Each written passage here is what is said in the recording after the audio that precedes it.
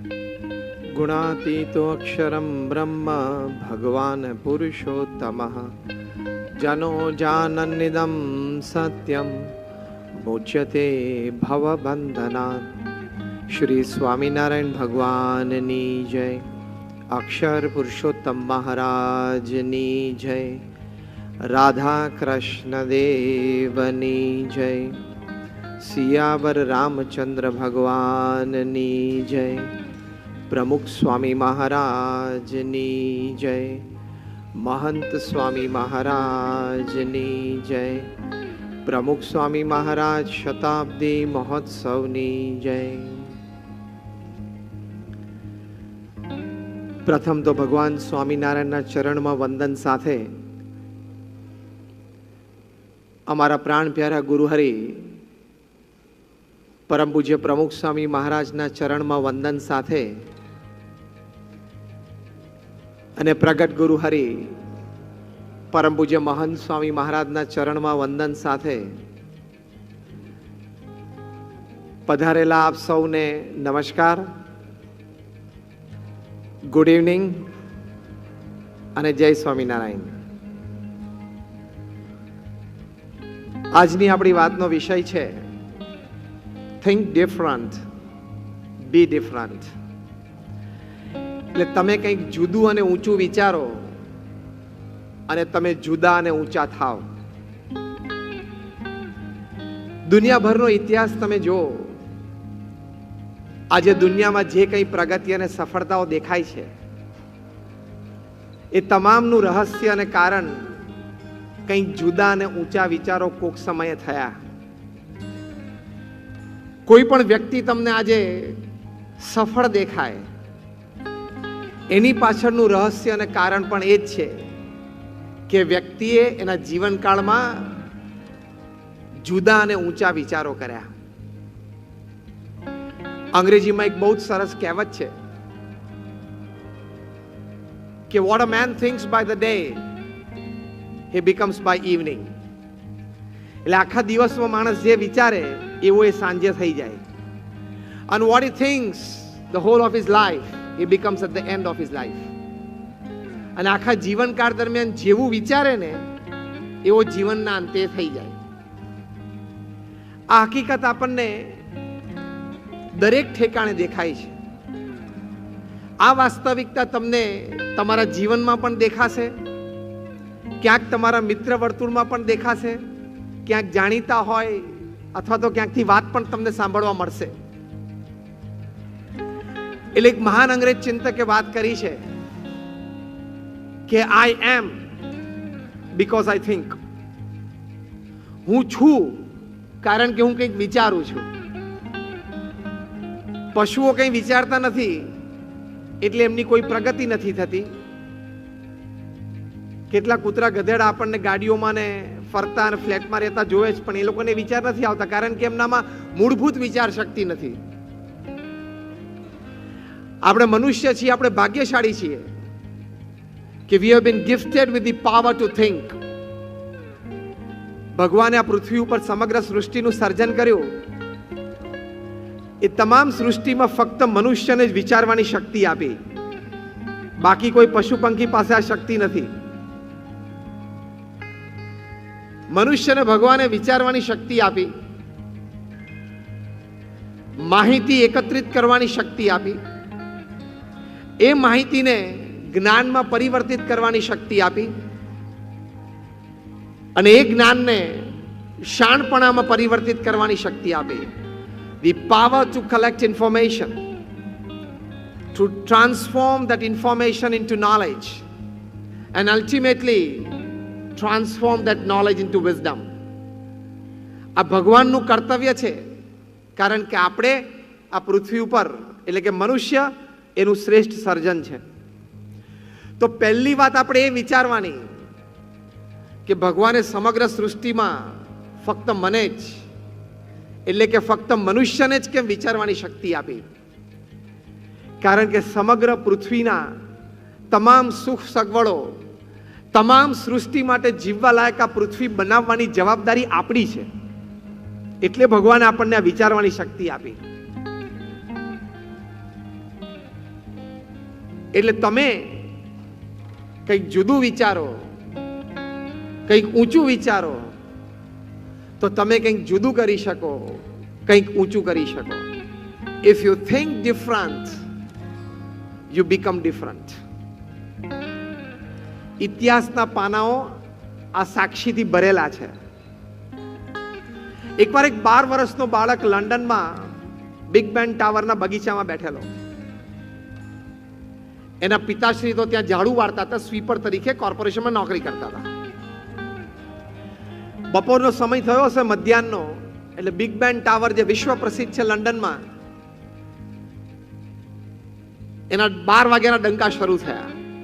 પહેલો જ ડંકો પડ્યો અને આ 12 વર્ષના બાળકને કંઈક સ્ફુરી આવ્યું. એક તેજાબી વિચાર અંતરમાં સ્ફુરી આવ્યો અને સાહજિક બોલી ગયો. એ બાળકનું નામ વેલિંગ્ટન હતું કે Wellington will become the mayor of London. કે એક દિવસ આ ઝાડુ કાઢનારાનો બાળક વેલિંગ્ટન લંડનનો મેયર બનશે. બીજો ડંકો પડ્યો, બીજી વખત બોલ્યો, Wellington will become the mayor of London. ત્રીજો ડંકો પડ્યો, ત્રીજી વખત બોલ્યો. એમ 12 ડંકા પડ્યા અને 12 વખત બોલ્યો કે Wellington will become the mayor of London. આ વિચાર, સ્વીપરના છોકરાને આ વિચાર આવવો, પણ એ વિચાર અંતરથી સ્ફુરેલો અને વિચારના આધારે પુરુષ પ્રયત્ન, શ્રદ્ધા, વિશ્વાસ રાખીને આગળ ચાલ્યો. 22 વર્ષની ઉંમરે એ છોકરો લંડનનો મેયર બન્યો. Wellington will become the mayor of London. If you think different, you become different. કંઈક જુદું વિચારો તો કે અમે કંઈક જુદા થઈ જ શકો છો. આપણે બધાએ સચિન તેંડુલકરને રમતા જોયા છે. He is called God of cricket. 100 કરતા પણ વધારે ઇન્ટરનેશનલ ટર્ન્સ છે એના. એમને જ્યારે 20 વર્ષ ઇન્ટરનેશનલ ક્રિકેટમાં પૂરા થયા ત્યારે times of India special supplement કરેલી, એમનો ઇન્ટરવ્યુ લીધેલો અને ઇન્ટરવ્યુમાં પૂછ્યું કે sir, what is the secret of your success? તમારી સિદ્ધિનું રહસ્ય શું છે? Your 20 years of international cricket and another 4 years of domestic cricket. 24 વર્ષથી તમે ક્રિકેટ રમો છો અને તમારી સફળતાનું રહસ્ય શું છે? કારણ કે કોઈ પણ સ્ટેજ પરફોર્મન્સ અથવા કોઈ પણ ફિલ્ડ પરફોર્મન્સ, એસ્પેશિયલી સ્પોર્ટ્સ, એમાં 20 વર્ષ સુધી આંતરરાષ્ટ્રીય કક્ષાએ પરફોર્મન્સ આપતા રહેવું ને, એક બહુ જ મોટી સિદ્ધિ છે. કારણ કે એમાં કેટલી બધી ફિઝિકલ ફિટનેસ જોઈએ, કેટલી બધી મેન્ટલ ટફનેસ જોઈએ, કેટલું બધું ઇમોશનલ બેલેન્સ જોઈએ. 50,000 માણસ સ્ટેડિયમમાં બેસીને તાળીઓ પાડતા હોય, એ તાળીઓ ન સંભળાય ને તો બોલ દેખાય. ટૂંકમાં એ તાળીઓ સાંભળવાનું ચાલુ કરે ને પછી બોલ ના દેખાય. જબરજસ્ત એકાગ્રતાથી એને કામ કરવું પડે. સચિન તેંડુલકરને પૂછ્યું, what is the secret of your success? અને સચિન તેંડુલકર બોલ્યા, I not only play cricket, I walk cricket, I drink cricket, I eat cricket, I sleep cricket, I wake up cricket, I talk cricket. It is cricket, cricket, cricket 24/7 365. હું ખાલી cricket રમતો નથી, હું બોલું છું, ચાલું છું, ઉઠું છું, બેસું છું, બધું ક્રિકેટ જ છે. Think different and you be different. એ કઈ કક્ષાએ પહોંચી ગયા? કારણ કે એમને ભગવાને તો બહુ જ મોટી કળા આપેલી છે, પણ આટલી મોટી કળા સાચવવા માટે પણ તમારે ઘણો પ્રયત્ન કરવો પડે. To preserve the talent that God gives you is again a big effort. એ બહુ મોટો પુરુષાર્થ છે. પણ એ કંઈક જુદું વિચાર્યું અને એમના સાથી હતા, એમની જેવી જ કક્ષાની બેટિંગ કરતા હતા, વિનોદ કાંબલી. બંને જણાએ સ્કૂલમાં સાથે રમીને 650 રન કરેલા, નોટ આઉટ રહેલા 2 જણા. પણ એ વિનોદ કાંબલીનું કરિયર પૂરું થઈ ગયું. Abrupt end to it. The reason was he did not think the way Sachin thought. એમને એમની કળા પ્રિઝર્વ કરવી, એક કળા મેન્ટેન કરવા માટે આટલી મહેનત કરવી, એ ક્યારે વિચારેલું નહીં. ક્યારે એની માટે પ્રયત્ન નહીં કરેલો. એમને એ રૂટીન જીવન જીવ્યા તો આટલા મોટા આશીર્વાદ હતા ભગવાનને સાચવી ન શક્યા. તો to be different you have to think different. એક યુવાન વ્યક્તિ એક વખત ચાની કીટલીએ ત્યાં દુકાને બેસીને ચા પીવા માટે ગયા છે, તો કીટલી તરફ એની દ્રષ્ટિ હતી ને કીટલીનું ઢાંકણું એની જાતે ઊંચું થયું. એટલે એમને એમ થયું કે આ ઢાંકણું કેવી રીતે ઊંચું થયું. પછી ખબર પડી કે સ્ટીમના પ્રેશરથી ઊંચું થયું છે, વરાળના પ્રેશરથી. એમને એમાંથી વિચાર આવવા માંડ્યા કે વરાળમાં આટલી બધી તાકાત કે મેટલને હલાવે, ધાતુને હલાવી શકે. એ વિચાર એમને પરિપક્વ થયો. C he thought different. આપણે ની જગ્યા હોય તો કે પવન આવ્યો છે, ચા પી લે ને. આપણે અહીંયા ચા પીવાયા છીએ, એ થિંક રૂટીન કહેવાય, થિંક ડિફરન્ટ ના કહેવાય. પણ આને વિચાર આવ્યો કે વરાળમાં આટલી તાકાત. પછી બીજો વિચાર આવ્યો કે આ મેટલ ઊંચું નીચું થાય છે તો લેફ્ટ એન્ડ રાઈટ મુવમેન્ટ પણ આવે, હોરિઝોન્ટલ મુવમેન્ટ પણ આવે, વર્ટિકલ મુવમેન્ટ આવે તો. અને એ વિચારમાંથી એક બહુ જ મોટી વાત જન્મી, એક બહુ જ મોટું યંત્ર જન્મ્યું, ધ સ્ટીમ એન્જિન. અને વ્યક્તિનું નામ હતું Stevenson. Think different, be different. એમણે વરાળનો વિચાર કર્યો, ઢાંકણાનો, ચાની કીટલીનું ઢાંકણું એનો વિચાર કર્યો, તેમાંથી સ્ટીમ એન્જિન બની ગયું. અને આપણે જગ્યા ચા પીવા બેઠો તો કે પી લે શાંતિથી, થાય ઊંચું નીચું, એમાં શું. આપણે બેઠા હોય કોઈ ફળ નીચે પડે, આંબા પાસે બેઠા હોય અને કેરી નીચે પડે તો કે કુદરતની મહેરબાની તો જો, હું આવ્યો ને કેરી નીચે પડી, લઈ લેતો. કાચી હોય તો મીઠા મરચા જોડે ખાશું, પાકી હશે તો ચૂસી લેશું. પણ એક વ્યક્તિએ આ ફળ ઝાડ ઉપરથી નીચે પડ્યું, એમાં વિચાર કર્યો કે નીચે કેમ પડ્યું, ઉપર કેમ ના ગયું. કોઈક એવો વિચાર રજૂ કરે તો આપણા જેવા ડાયા માણસો જે બાજુમાં બેઠા હોય ને, આપણા જેવા ડાયા, એ શું કે નીચે જ પડે, ઉપર થોડે જાય.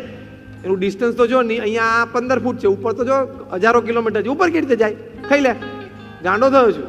આને વિચાર આવ્યો, why did it come down, why did it go up. એ નીચે કેમ આવ્યું. Think different. અને આ વિચારમાંથી એક બહુ જ મોટી પ્રક્રિયાનું સંશોધન થયું, અને એ પ્રક્રિયા છે ગુરુત્વાકર્ષણનો નિયમ, ધ લો ઓફ ગ્રેવિટી. દુનિયાને ખબર પડી કે પૃથ્વીમાં ગુરુત્વાકર્ષણ છે અને બધાને નીચે ખેંચે છે. અને વ્યક્તિ હતા sir Isaac Newton. Think different, be different. મહાન વૈજ્ઞાનિક બની ગયા.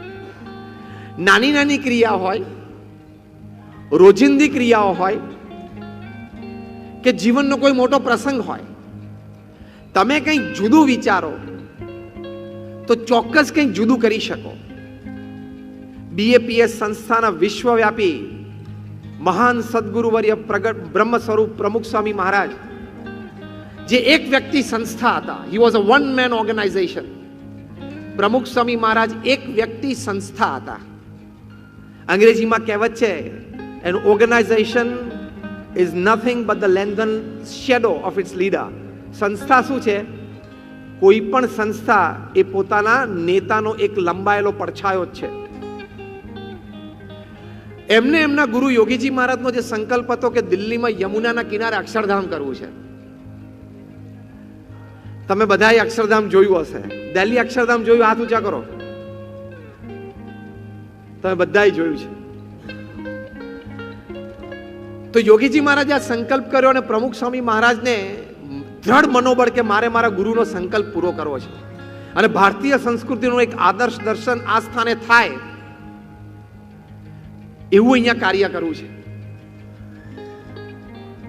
એવું કહેવાય છે કે મંગળ ઉપર તમારે જમીન જોઈતી હોય ને તો વહેલી મળે, મંગળ ઉપર જમીન જોઈતી હોય તો વહેલી મળે, દિલ્હીમાં મોડી મળે. હા, કારણ કે દિલ્હીમાં every second person is a politician, અને કાં તો એનો સગો થતો હોય. પ્રમુખ સ્વામી મહારાજે ત્યાં પ્રયત્નો ચાલુ રાખ્યા. 33 વર્ષ સુધી પ્રમુખ સ્વામી મહારાજે શ્રદ્ધા રાખી. એક જમીન માટે 33 વર્ષ સુધી શ્રદ્ધા રાખવી એ બિલ્ડરોને ખબર પડે શું કહેવાય. પ્રમુખ સ્વામી મહારાજને એ વખત દરમિયાન ઘણી બધી ઓફર આવી કે દિલ્હીમાં ઘણે બધે ઠેકાણે 5 એકર 10 એકર 15 એકર. પ્રમુખ સ્વામી મહારાજે કીધું ના, યમુનાના કિનારે મંદિર કરવું છે એટલે ત્યાં જ કરવું છે. પછી એ જગ્યા મળી, 110 એકર જગ્યા યમુનાના કિનારે.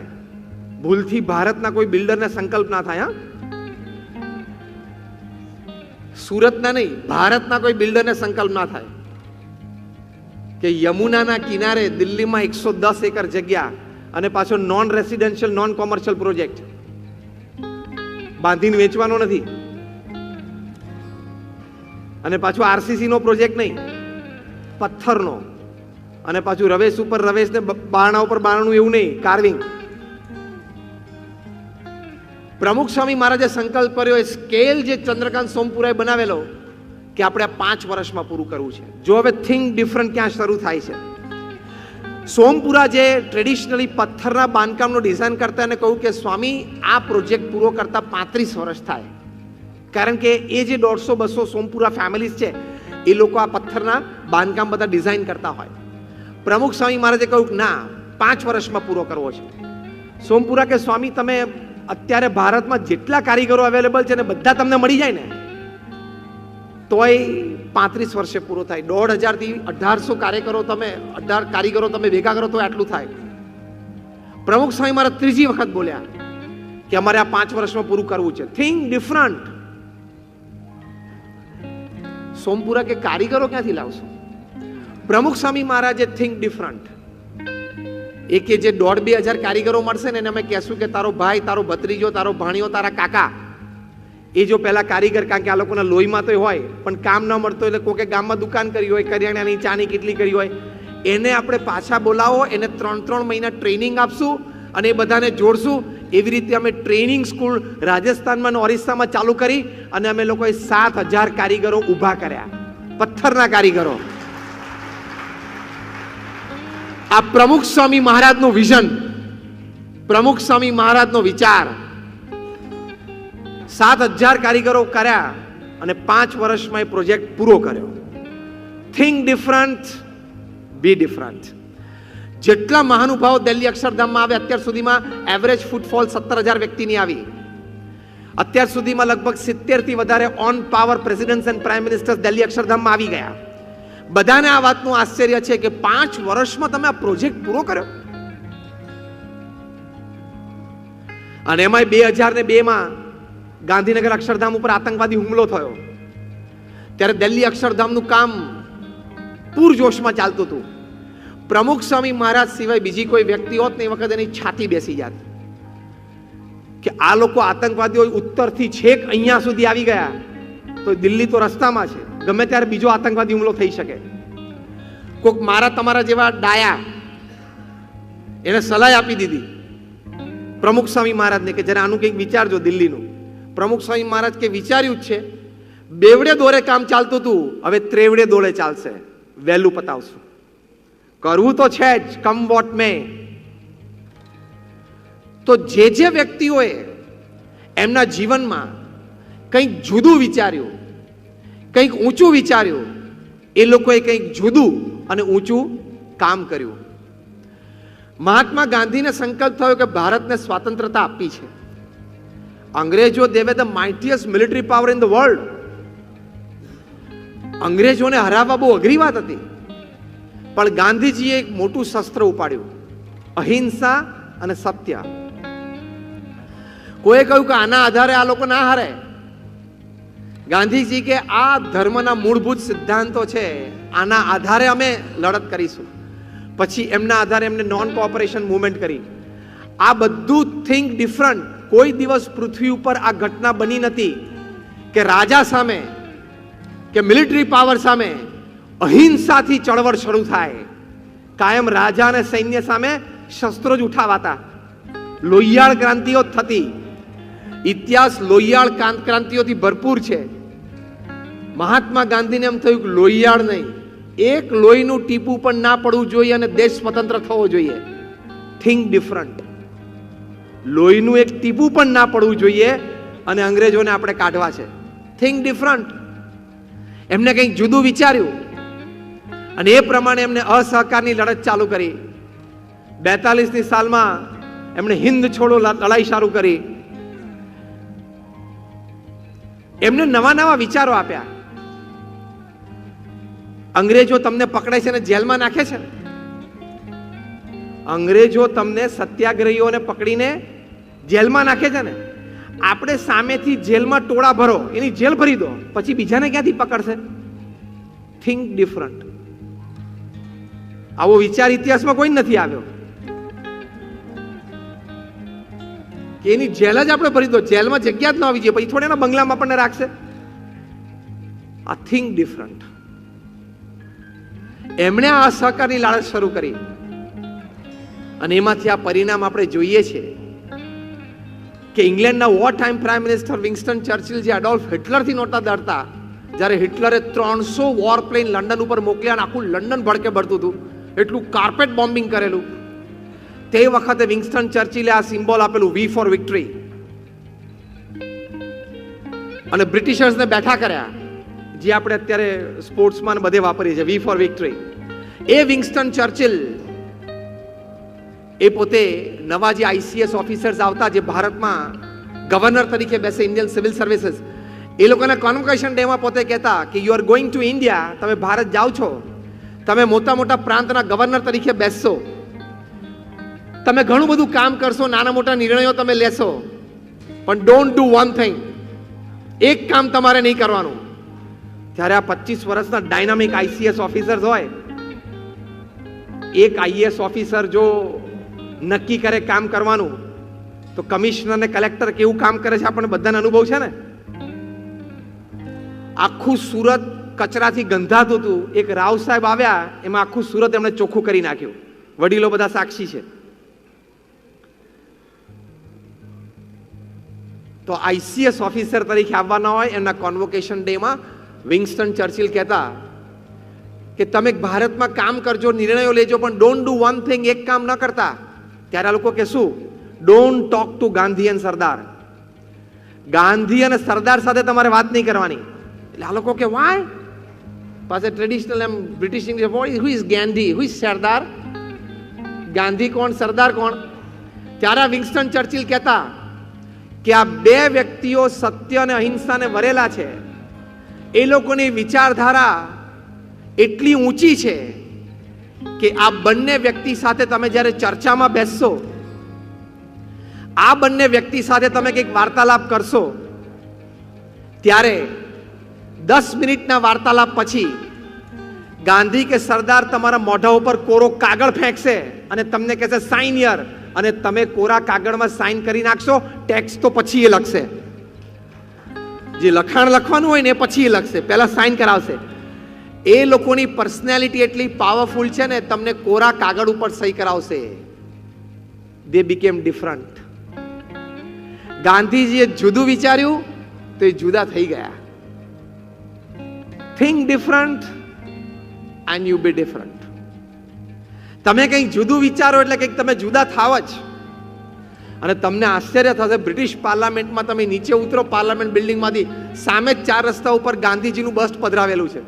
એટલે રોજ આ લોકોએ તો બધા પાર્લામેન્ટેરિયન એમપી નીચે ઉતરીને જોવાનું કે આણે અમને ભારતમાંથી કાઢેલા. ભારતનું એક પણ ટાઉન એવું બાકી નહીં હોય જે એમજી રોડ ના હોય. He became different. Man of the millennium, father of the nation, મહાત્મા. કેમ? એમણે કંઈક જુદું વિચાર્યું. કદાચ એ હિંસક લડત તરફ ગયા હોત ભારતની આઝાદી માટે, તો કેટલી ખુમારી થાત. પણ અહિંસાની લડતમાં આટલી તાકાત છે એમણે બતાવ્યું. મહાત્મા ગાંધીની કોપી કરી માર્ટિન લુથર કિંગે અમેરિકામાં, અને ત્યાં અશ્વેત માટે એટલે કે બ્લેક્સ માટે એમને સિવિલ રાઇટ્સ લીધા. પાછી મહાત્મા ગાંધીમાંથી પ્રેરણા લઈને આફ્રિકામાં નેલ્સન મંડેલાએ અશ્વેત માટે હક ઊભા કર્યા, સિવિલ રાઇટ્સ ઊભા કર્યા, અને ત્યાં સ્વતંત્રતા મળી. એટલે આખું એક ચેઇન રિએક્શન શરૂ થયું. Mahatma Gandhi thought different. He inspired Martin Luther King. He inspired Nelson Mandela. તો કંઈક જુદું વિચારીએ અને ઊંચું વિચારીએ તો કંઈક જુદા ને ઊંચા થઈએ. અને ભગવાને દરેકને આ શક્તિ આપી છે. દરેક પાસે આ તાકાત છે, પણ આપણે એ વિચાર શક્તિ ખોલી નથી. બહુ જ નાના વિચારો હોય પણ એનામાં તાકાત ઘણી વખત બહુ મોટી હોય, તમને જુદા અને ઊંચા કરી નાખે. ત્યાં બેંગલુરુમાં એક વખત બસ સ્ટેન્ડ ઉપર એક કોલેજ જતો યુવાન બસની રાહ જોતો ઉભેલો. સેકન્ડ યર એન્જિનિયરિંગમાં ભણે. તે દરમિયાન એક યંગ મધર, 27-28 વર્ષના કોઈ માતા, એમના નાના બાળકને 2 વ્હીલર ઉપર ત્યાં બસ સ્ટેન્ડ પર મૂકવા માટે આવ્યા. સ્કૂલ બસ પર ત્યાં બાજુમાં જ ઊભી રહેતી. જ્યારે એમને મોડું થયું હશે એટલે જરા રઘવાયા હતા, ઉતાવળા થતા હતા. આ યુવાને જોયું અને સ્કૂટર પાર્ક કરીને એ માતા એના નાના બાળકને ઉચકીને બસ આવી જ ગયેલી અને કંડક્ટરને આમ હાથમાં આપ્યો. કંડક્ટરને લીધા, પાછળ તરત એને ઉપર બેસાડી દીધો અને આમ ચિંતિત ચહેરા જોતો હતી, તું અંદર જતો રહે, જલ્દી બેસી જા તું, એવું નીચેથી બૂમ પાડતા હતા. આ કોલેજના યુવાને આ દ્રશ્ય જોયું. હવે આપણે એની જગ્યાએ હોત તો આપણે શું વિચારત? પહેલા તો કઈ વિચાર જ નહીં, હોય હવે આવું બધું થયા કરે. અને બહુ તો શું વિચારે? બહુ ડાયો હોય, ટાઈમે ઘરેથી નીકળી જવું જોઈએ, વહેલા આવવું જોઈએ, એવું બોલે ને. આ છોકરાએ પોઝિટિવ વિચાર કર્યો, થિંક ડિફરન્ટ, કે આવું ઘણા બધાને થતું હશે. લાસ્ટ મિનિટ પર નાના બાળકને સવારના પોરમાં તૈયાર કરીને સ્કૂલે મોકલે. એમાં 2 જો નાના બાળકો હોય ને બેની સ્કૂલ જુદી હોય, ટાઈમિંગ 15-25 મિનિટ આગા પાછળ, તો સવારના પોરમાં 2-2.5 કલાક તો બધા ફેમિલી મેમ્બર્સ રગવાય થઈ જાય, એસ્પેશિયલી એમના mothers. Can I help them? હું એમને મદદ કરી શકું? Think different. હું આ પરિસ્થિતિને કેવી રીતે સુધારી શકું? એટલે એને એક સોફ્ટવેર ડિઝાઇન કર્યો. એ સોફ્ટવેર એને પ્રાઇમરીલી એક સ્કૂલમાં ઉપયોગ કર્યો કે નાનો બાળક સ્કૂલ બસમાં ચડે એટલે સેન્સરને ટચ કરે એટલે એના મધરના મોબાઈલ ઉપર મેસેજ જાય કે તમારો બાળક બસમાં બેસી ગયો. એ પાછો એની સીટ ઉપર જઈને બેસે એટલે સેન્સરથી કટ થાય અને મેસેજ જાય કે સીટ ઉપર બેસી ગયો. એ ક્લાસમાં એન્ટર થાય એટલે એને ડોર ઉપર જે સેન્સર હોય એને ટચ થઈને જવાનું. ટચ કરે એટલે એની માતાને મેસેજ જાય કે ક્લાસમાં એન્ટર થઈ ગયો. ક્લાસમાં શિક્ષક કંઈ પ્રશ્ન પૂછે ને જો એ બાળક હાથ ઊંચો કરે ને તરત સેન્સરથી કટ થાય એની ફિંગરપ્રિન્ટ્સ અને એની માતાને મેસેજ જાય કે ક્લાસમાં એને હાથ ઊંચો કર્યો જવાબ આપવા માટે. એટલે દર અડધો કલાકે મેસેજ જાય ને એટલે નિશ્ચિંત રહે કે મારું બાળક સેફ છે, સ્કૂલમાં છે, ભણે છે અને આનંદમાં છે. અને આ સોફ્ટવેર ઘણી બધી સ્કૂલ્સમાં શરૂ થયું, બેંગ્લોરમાં, મુંબઈમાં, બધે. સિલિકોન વેલીમાં, સેન હોઝેમાં એક જાયન્ટ આઈટી કંપનીને ખબર પડી કે આ છોકરાએ આવું સોફ્ટવેર બનાવ્યું છે which is a tremendous potential. એટલે એની સાથે નેગોશિએશન શરૂ કર્યું અને દે કેમ ડાઉન ટુ $65 million. $65 million આ છોકરાએ આ સોફ્ટવેર આઈટી કંપનીને વેચ્યું. સેકન્ડ યર એન્જિનિયરિંગનો સ્ટુડન્ટ. બી ડિફરન્ટ થઈ ગયો ને. 18 વર્ષની ઉંમરે $65 million અને અત્યારે 74 વાળો. હા,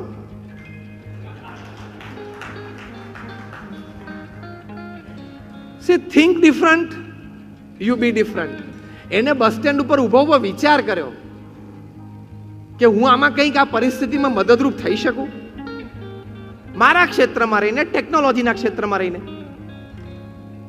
એને જુદું વિચાર્યું તો જુદું થઈ ગયું. હવે એને કોઈ વેપાર ધંધો મોટો શરૂ કરવો હોય તો કરી શકે કે નહીં? $65 million એટલે શું વાત થઈ? 1 million એટલે 7.5 કરોડ રૂપિયા. 7 6 42, 450 કરોડ રૂપિયા થયા. Think different, be different. તમે તરત કંઈક જુદા થઈ શકો છો. એડમંડ હિલેરીએ જ્યારે નક્કી કર્યું કે એવરેસ્ટ સર કરવો છે, એમણે પ્રયત્ન કર્યો પણ અડધેથી પાછા આવ્યા કારણ કે ઉપરની ભયંકરતાનો જે એમનો અનુભવ નહોતો. કે એકવાર તમે 10,000 ફૂટ ઉપર જાઓ 20,000 ફૂટ ઉપર જાઓ પછી ઓક્સિજન કેટલો પાતળો થઈ જાય. અહીં તમે એક શ્વાસ લો એટલો ઓક્સિજન લેવામાં તમારે ત્યાં 5 શ્વાસ લેવા પડે, એટલે લંગ્સ તરત થાકવા માંડે. એ બધા નવા અનુભવ હતા ને, એટલે પાછા આવ્યા અને એવરેસ્ટ સામે જોયું, અને એવરેસ્ટ ની ઊંચાઈ, એની ભવ્યતા એ જોઈને ડઘાઈ ના ગયા, પણ એને એવરેસ્ટને પોતાની છાતી ઉપર હાથ મૂકીને ચેલેન્જ આપી અને બહુ જ અદ્ભુત વાક્ય બોલ્યા જે ઇતિહાસમાં સુવર્ણ અક્ષરોએ લખાયેલું છે. એડમંડ હિલરીએ એવરેસ્ટ સામે જોઈને કહ્યું કે I will come again and I will conquer you. હું ફરી વખત આવીશ, હું તારી ટોચ ઉપર પગ મૂકીશ. કારણ કે બીજું વાક્ય અદ્ભુત વિચારથી એ બોલ્યા, જો think different, because as a માઉન્ટન you cannot grow, as a human being I can grow. એક પર્વત તરીકે તારામાં વિકાસ અસંભવ છે, મનુષ્ય તરીકે મારામાં પૂર્ણ વિકાસ સંભવ છે. As a માઉન્ટન you cannot grow, as a human being I can always grow. I will come, I will conquer.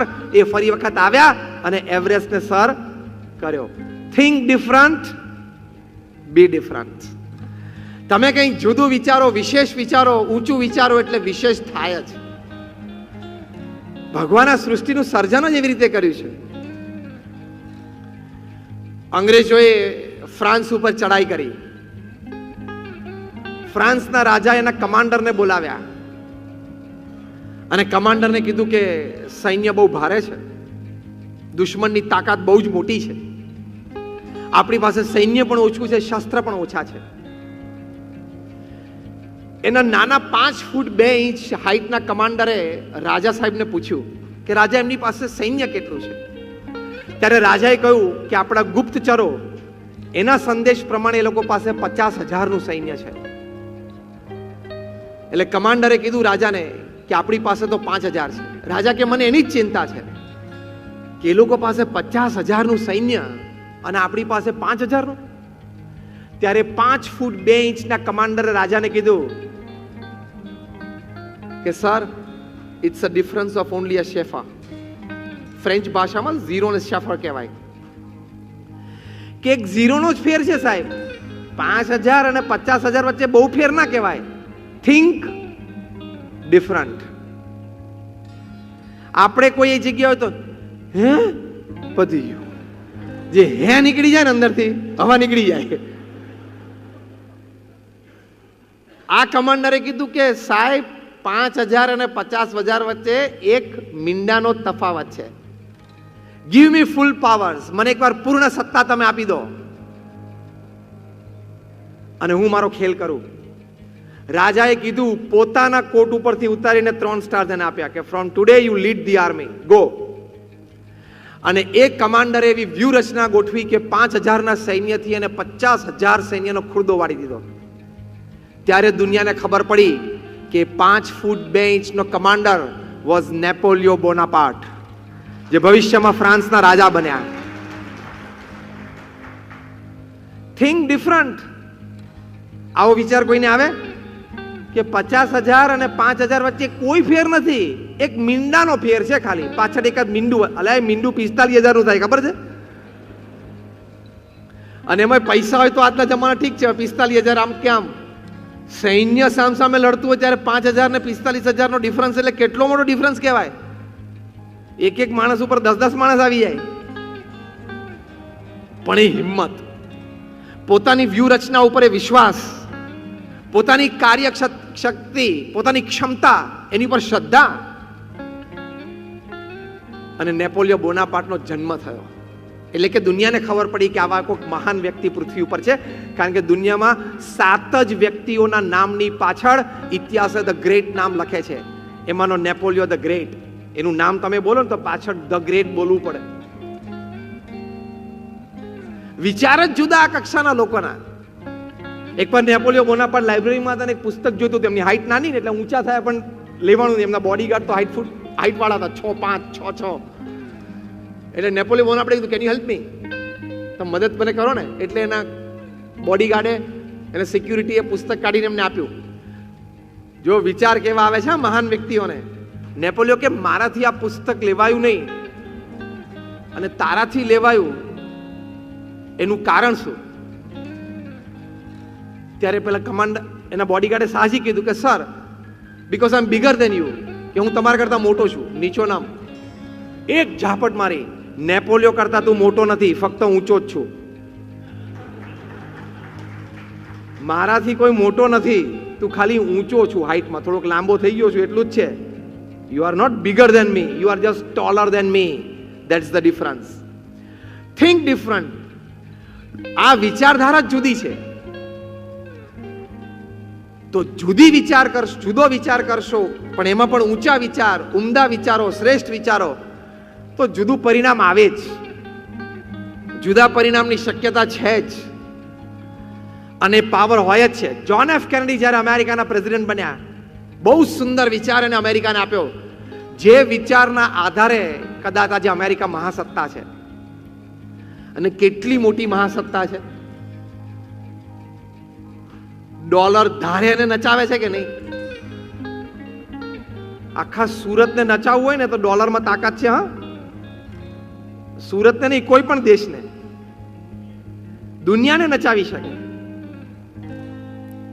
એની પાસે આર્થિક તાકાત પણ એવી છે, એનો મિલિટરી માઇટ પણ એવો છે. અમેરિકા ધારે તો કોઈ પણ દેશ સાથે જો યુદ્ધ ચાલુ કરે અને પૂર્ણ રીતે યુદ્ધ શરૂ કરે, એની પૂરી તાકાત મૂકી દે ને, તો દુનિયાના કોઈ પણ દેશને 48 કલાકમાં ઝુકાવી દે. એટલી તાકાત છે એની પાસે. અમે એક વખત ત્યાં કેલિફોર્નિયામાં સેન હોઝેથી લોસ એન્જલસ બાય કાર જતા હતા. તે વખતે ડાબી બાજુ ફિલ્ડ્સમાં બધા એરપ્લેન્સ પડેલા, પણ ફાઇટર જેટ્સ લાગતા હતા. એટલે અમે ચાલકને પૂછ્યું, મેં કહ્યું I think it's fighter jets. તો કે યસ સ્વામી, ઇટ્સ ફાઇટર. મેં કહ્યું આટલા બધા પડ્યા છે? તો કે આટલા બધા અમે ડિસ્કાર્ડ કરી નાખેલા છે, અમારે એરફોર્સે કાઢી નાખેલા છે. તો કેટલા પડ્યા છે? તો કે ન્યૂઝપેપર રિપોર્ટ એવું કહે છે કે આ ફિલ્ડમાં 6000 પડ્યા છે. મેં કહ્યું તો એટલા બધા ડિસ્કાર્ડ કર્યા? તો કે આ બીજા દેશો માંગે, ત્રીજા વિશ્વના દેશો માંગે તો વેચવાના છે. ત્રીજા વિશ્વના દેશો માંગે તો દુકાન અહીંયા બોલાવી લે, દુકાનમાં 6000 છે, જોઈ લે તું, આપી દઈએ, 2-5 જે વીણીને લઈ જવું એ લઈ જાય. તો મેં કહ્યું તમારા બધાના ક્યાં પડ્યા? તો કે સ્વામી એ તો જુદી જગ્યા પડ્યા છે ને, આની કરતા 3rd, 4th અને 5th જનરેશનના છે, જે દુનિયાને વિચારે ના આવે. એ શું, અમેરિકા 3-5 વર્ષ થાય એટલે ક્યાંક યુદ્ધ કરે અને એના 2-3 નવા શસ્ત્રો દુનિયાને દેખાડે, એટલે આખી દુનિયા પાછી પાછળ દોડે કે આપને પેલી પેટ્રિયટ મિસાઇલ, આપને પેલી F-16 આપને. 3-4-5 વર્ષે યુદ્ધ કરીને શસ્ત્ર પ્રદર્શન કરે છે. એટલે અબજો ડોલરના રિક્વાયરમેન્ટ ઊભી થાય. એટલી એની મિલિટરી માઇટ છે. અને પાછા યુદ્ધ એટલે એ દેશમાં જઈને એ દેશના દરિયા કિનારે જઈને યુદ્ધ કરવાનું. હા, ઘરમાં આવીને આપણું ઘર લઈ જાય, એટલી તાકાત છે. એ તાકાત પાછળનો વિચાર શું છે? તો John F Kennedy, one of the most dynamic presidents of America, એ જ્યારે પ્રેસિડેન્ટ બન્યા ત્યારે પ્રેસિડેન્શિયલ એડ્રેસમાં એ બોલ્યા, પહેલું જ એમનું રાષ્ટ્રજોગું પ્રવચન, અદ્ભુત વિચાર એને અમેરિકાવાસીઓને આપ્યો.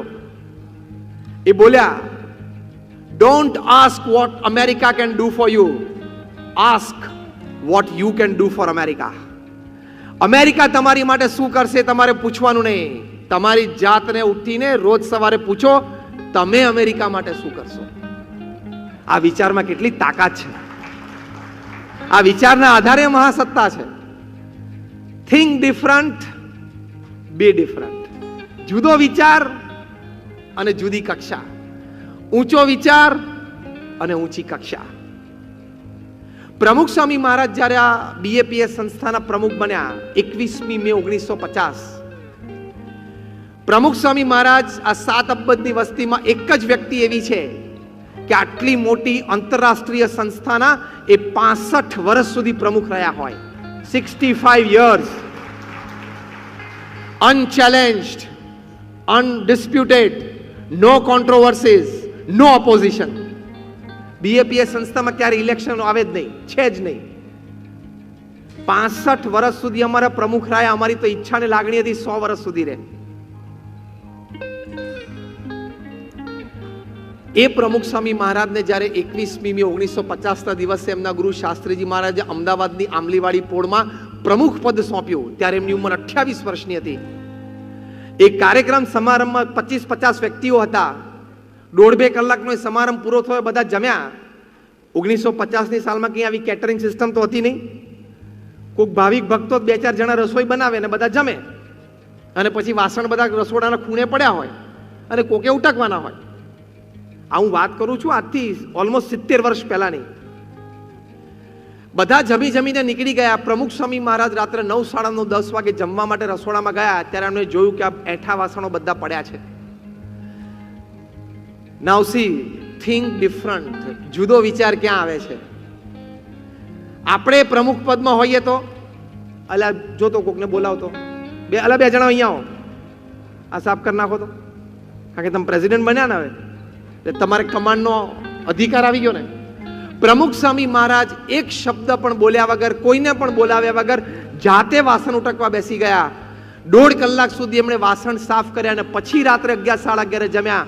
જે દિવસે પ્રમુખ બન્યા આ BAPS સંસ્થાના, તે દિવસે એમના સમારંભમાં પધારેલા અભિવાદન આપવા માટે એ વ્યક્તિઓ જમ્યા, વાસણ એમને ઉટક્યા, એટલે 65 વર્ષ સુધી સેવા કરતા કરતા પ્રમુખ રહ્યા. પ્રમુખ બનીને ફક્ત સ્ટેજ શોભાવું, હાર પહેરવા એ વૃત્તિ હોય એટલે દર 2 વર્ષે બદલાય. દર 2 વર્ષે સંસ્થાઓમાં ઇલેક્શન શેના આવે છે?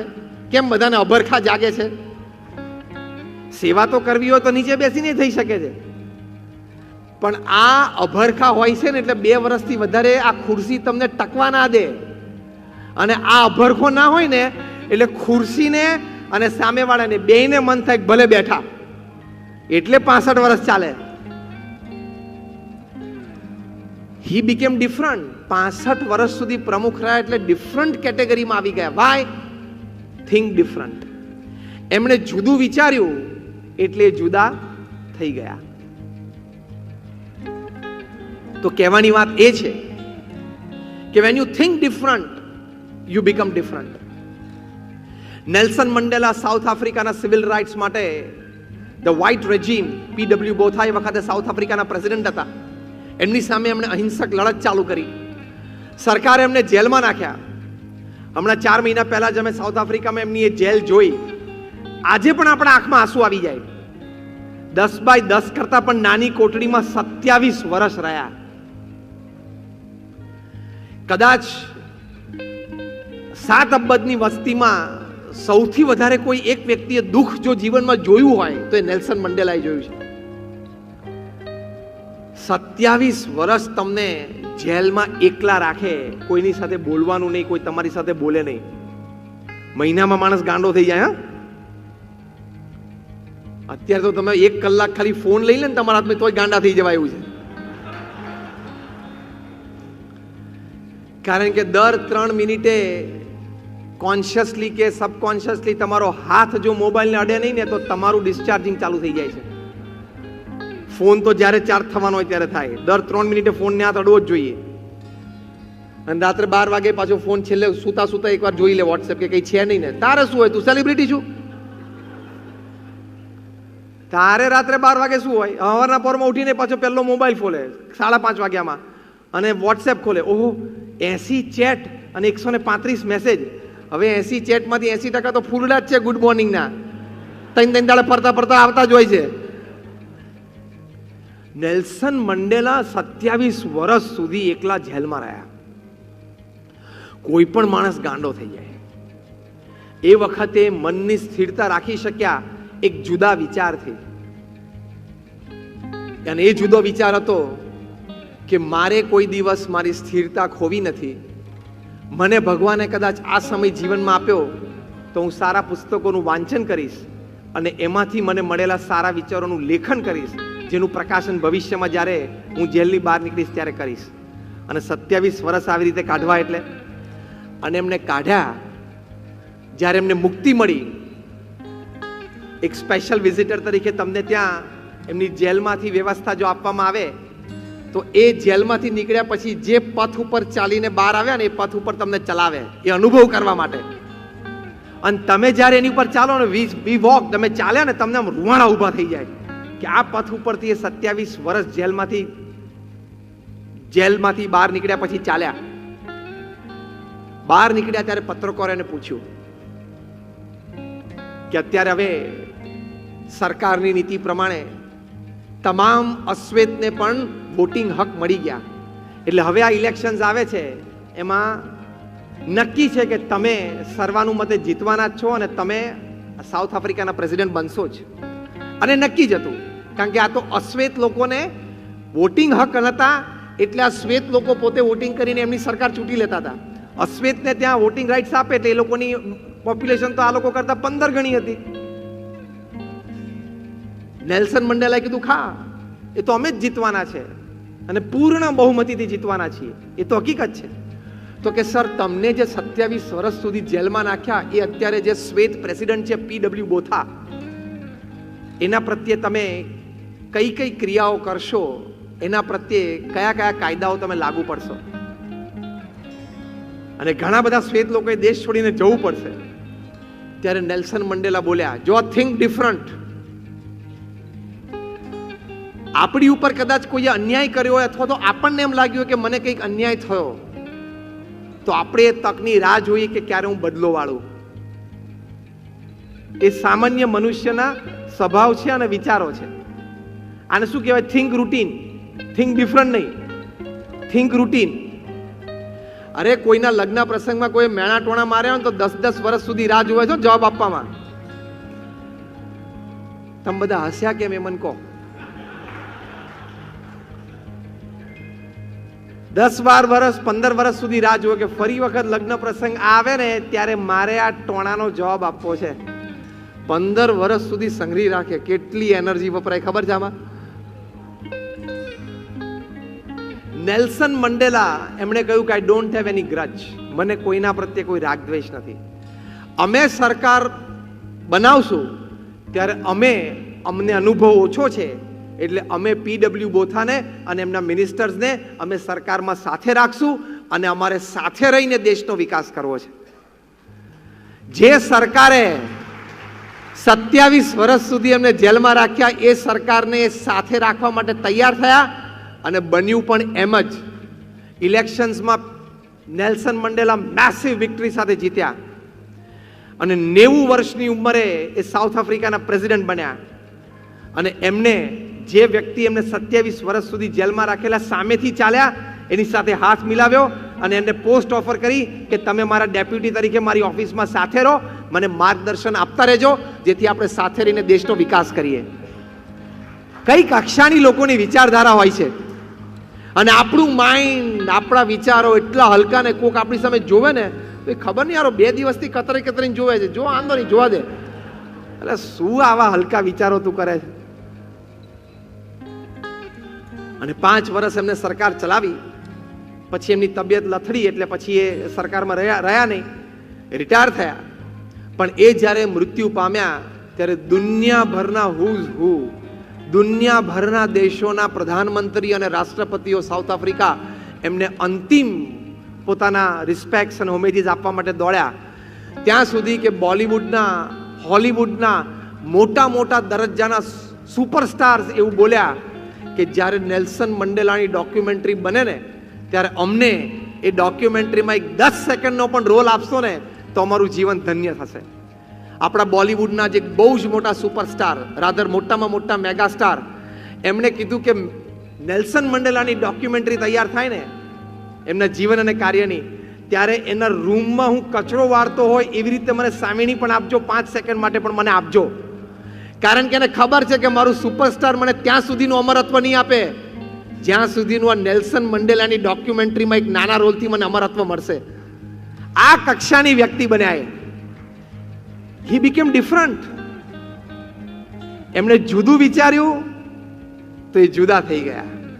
એમણે ઊંચું વિચાર્યું તે ઊંચા થઈ ગયા. એટલે when you think different, you become different. Because again I repeat, man at the end of the day is a bundle of his own thoughts. દિવસના અંતે માણસ કોણ છે? આખા દિવસમાં જે વિચાર કર્યો હોય તે. તમે આખા દિવસમાં ઓફિસમાં બેઠા બેઠા વિચાર કરો કે આને પાડી દઉં, આનું લઈ લઉં, આને ક્યાંક ફસાવી દઉં, તો એક દિવસે ચક્કર ફરતું ફરતું પાછું આવશે. તમે આપણે નાનપણમાં ખબર છે ફ્રીઝબી રમેલા? સેમી સર્કલ ને ફ્રીઝબી તમે આમ હવામાં નાખો ને એટલે પાછી આવે, ખબર? ભાઈ તમારા હાથમાં આવે ફ્રીઝબી, તમે નાખો એટલે પાછી આવે.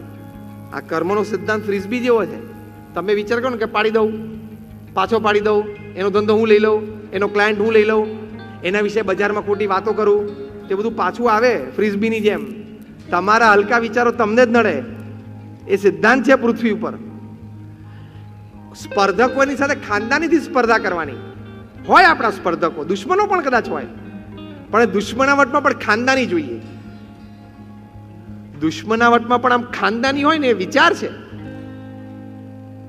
પહેલાના જમાનામાં રાજા એકબીજા સામે લડતા અને લડતા લડતા સામેવાળાના હાથમાંથી શસ્ત્ર પડી જાય ને તો ઘા ના કરે કે મારી ખાનદાની શું. કાલ સવારે કોક એમ કહેશે કે દુશ્મનના હાથમાં શસ્ત્ર નહોતું ત્યારે તે ઘા કરેલો, એટલે રાહ જોવે કે ઉપાડ, પહેલા શસ્ત્ર ઉપાડ પછી આપણે લડીએ. ત્યાં સુધીની ખાનદાની. અને અત્યારે તો પાછળ જ ઘા મારે સીધો. ખાલી શસ્ત્રથી નહીં. આ હું કોર્પોરેટ ઓફિસની વાત કરું છું. પાછળથી ઘા માર દે. તો યુ ડોન્ટ બીકમ ડિફરન્ટ. પૃથ્વી પર તો 24 કલાકમાં 1.5 લાખ માણસો વિદાય લે છે. 24 કલાક એટલે 86,400 સેકન્ડ. દર 2 સેકન્ડે 3 વ્યક્તિ વિદાય લે છે. 1.5 લાખ માણસો વિદાય લે છે. એક વખત આપણે પણ વિદાય લેવાના. અને ભગવાનની ઈચ્છા હોય ધારો કે નક્કી કરે ને ફૂલ કોન્સન્ટ્રેશન સુરત ઉપર રાખે તો રોજના 1.5 લાખ સુરતમાંથી જ ઉપાડવાના. તો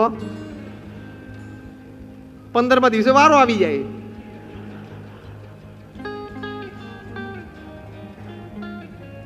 Lakhs of people they come upon earth and lakhs of people they leave this earth. Only some make their mark.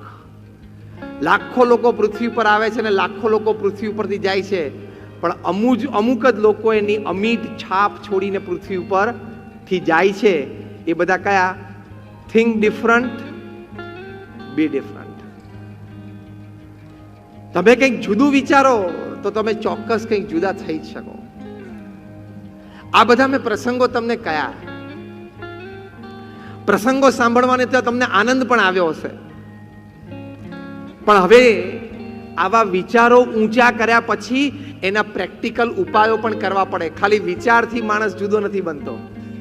પ્રથમ પાયો વિચાર છે, પણ એ વિચારને પછી તાદ્રશ કરવા માટે પ્રેક્ટિકલી તો કંઈક કરવું પડે કે નહીં? તો પ્રેક્ટિકલી મોટી વાત છે કે જીવનમાં હંમેશા નૈતિકતાપૂર્ણ, પ્રામાણિકતાપૂર્ણ સખત પુરુષાર્થ કરવો. તમે જે પણ વ્યવસાયમાં હોય, જે પણ જગ્યાએ હોય, ઓનેસ્ટ, એથિકલ, હાર્ડવર્ક. આ BAPS સંસ્થા દુનિયાના 10 ટોપ સંસ્થાઓમાંની એક સંસ્થા છે. યુનાઇટેડ નેશન્સમાં સંસ્થાની એક પરમેનન્ટ સીટ છે. પ્રમુખ સ્વામી મહારાજે એકલા હાથે 1300 મંદિરો બાંધ્યા. અમારા જેવા 1000 સંતોને એમણે દીક્ષા આપી.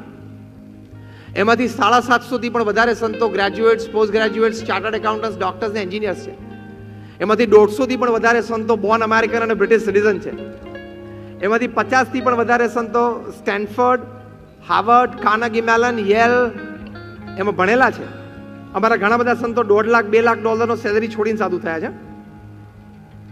55,000નો વોલેન્ટિયર ફોર્સ ઉભો કર્યો. એમના જીવનમાં 7.5 લાખ પત્રો વાંચ્યા અને એનો ઉત્તર આપ્યો. At an unbelievable average of answering 70 letters a day without a Sunday for 45 years. પ્રમુખ સ્વામી મહારાજે 3.5 લાખ ઘર, ઓફિસ, ફેક્ટરી કે શોપમાં વ્યક્તિગત ગયા. પ્રમુખ સ્વામી મહારાજ 20 લાખ લોકોને વ્યક્તિગત મળીને એના પ્રશ્નો સાંભળ્યા છે અને એનો ઉત્તર આપ્યો છે. દુનિયાના 18,000 ગામડાઓમાં પ્રમુખ સ્વામી મહારાજ જાતે ગયા છે. જાહેર જીવન જીવતી વ્યક્તિને ખબર પડે કે 18,000 ગામડામાં જવું એટલે શું. આટલો ભગીરથ પુરુષાર્થ કર્યો, પણ પ્રામાણિકતા અને નૈતિકતા ક્યારેય ચૂક્યા નહીં. આ થિંક ડિફરન્ટ તો બી ડિફરન્ટ. તમે પ્રામાણિકતા અને નૈતિકતા ચૂકો એટલે તમારો પુરુષાર્થ મજૂરી બને, અને ઇફ યુ થિંક ડિફરન્ટ કે પ્રામાણિકતા અને નૈતિકતા રાખીને કામ કરવું છે તો તમારી દરેક મજૂરી મહેનત બની જાય અને ફળ મળે. પ્રામાણિકતા અને નૈતિકતા વગર પુરુષાર્થ મજૂરી બને. પ્રામાણિકતા અને નૈતિકતાથી મજૂરી પણ મહેનત બને અને ફળદાયી બને. પ્રમુખ સ્વામી મહારાજને પૂછ્યું કે કયો વિચાર તમારા મનમાં કાયમ રહે છે? પ્રમુખ સ્વામી મહારાજે કહ્યું જે વિચાર મને ક્યારેય નથી આવે હું તમને કહું. That was more interesting. પ્રમુખ સ્વામી મહારાજે કહ્યું કે કોઈનું પણ અહિત થાય એવો વિચાર મને જીવનમાં ક્યારેય નથી આવ્યો. Think different. સ્પર્ધકનું અને દુશ્મનનું પણ શું કામ અહિતી છું? સ્પર્ધકનું અને દુશ્મનનું પણ શું કામ અહિતી છું? એની મહેનત છે, એનું કમાઈ છે, એનો ભાગ્ય છે, એનો આનંદ લે છે. હું મારી મહેનતનું, મારા ભાગ્યનું હું ખાઉં છું ને હું આનંદ લઉં છું. એ છે અને હું છું. એ વિચારથી સ્થિરતા રહેવાય, એ વિચારથી આનંદમાં રહેવાય. બાકી તમે 20 લાખની ગાડી લાવો ને તમે 3 મહિનાથી એનો આનંદ લેતા હો અને પડોશી પછી મર્સિડીઝ લાવે 35 લાખની તો 75 લાખની લાવે તો આ ગાડીનો આનંદ એમને ઉડી જાય. પાડોશી કરતા સાળો બનેવી લાવે તો વધારે ઉપાધિ. હા પાછી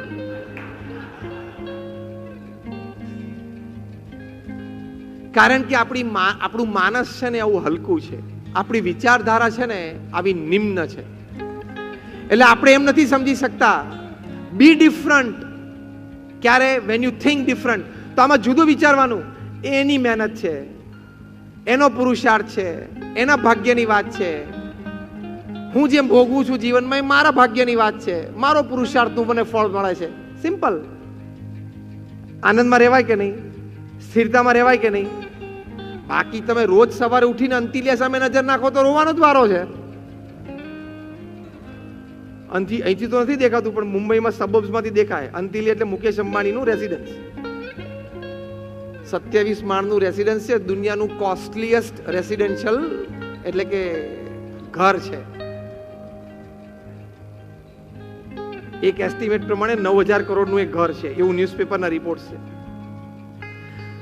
હવે એની સામે તમે રોજ સવારે ઉઠીને જુઓ, તમે 2 BHK માં રહેતા હોય પરેલમાં કે વરલીમાં, અને રોજ સવારે ઉઠીને અંતિલિયા સામે જોવો એટલે પછી તો આનંદ ઓસરી જ જવાનો. જોવો એનો વાંધો નહીં પણ થિંક ડિફરન્ટ. શું? એ એનું છે, આપણે આપણામાં રહીએ છીએ. આનંદ. તમે જો અંતિલિયા સામે રહીને રડો તો તમને 2 BHK નો આનંદ જ નહીં આવે. એક તો માંડ 15 વર્ષે ભેગું થયું. આ વરલીમાં 2 BHK ભેગું થવું એટલે એવરીબડી કેનોટ બીકમ. એટલે થિંક ડિફરન્ટ. એમાં પહેલો મુદ્દો આ સમજ્યા કે એ છે, હું છું. આ થિંક ડિફરન્ટ. મારે એના જેવો થવું ને તો જ સુખી થવું. એને મર્સિડીઝ લીધી ને તો હું પણ મર્સિડીઝ લઉં ને તો જ મને આનંદ આવશે. અને જ્યાં સુધી મારી મર્સિડીઝ ના આવે ત્યાં સુધી એને બીજું કાંઈ દેખાય નહીં. એ ખોટો વિચાર છે. અરીસા સામે ઉભા હોય એટલે દરેક વ્યક્તિને એમ થાય કે જો ભગવાને 10% સુધારી દીધું હોત ને તો એકાદા વુડમાં આપણે ચાલી જાત. બોલીવુડ, હોલીવુડ, ટોલીવુડ, ખોલીવુડ, ફોલીવુડ જે હોટ છે ને પૃથ્વી પર, એકાદા વુડમાં હું ચાલી જાત. એવું દરેકને એમ થાય. પણ એ 10% ભગવાને બાકી રાખ્યું છે જેથી ઓડિયન્સમાં સીટ ભરાય, થિયેટરો ભરાય. જે 10% ભગવાને ગોઠવી નાખ્યું હોત તો બધા સ્પર્ધા ઉપર ચડી જાત.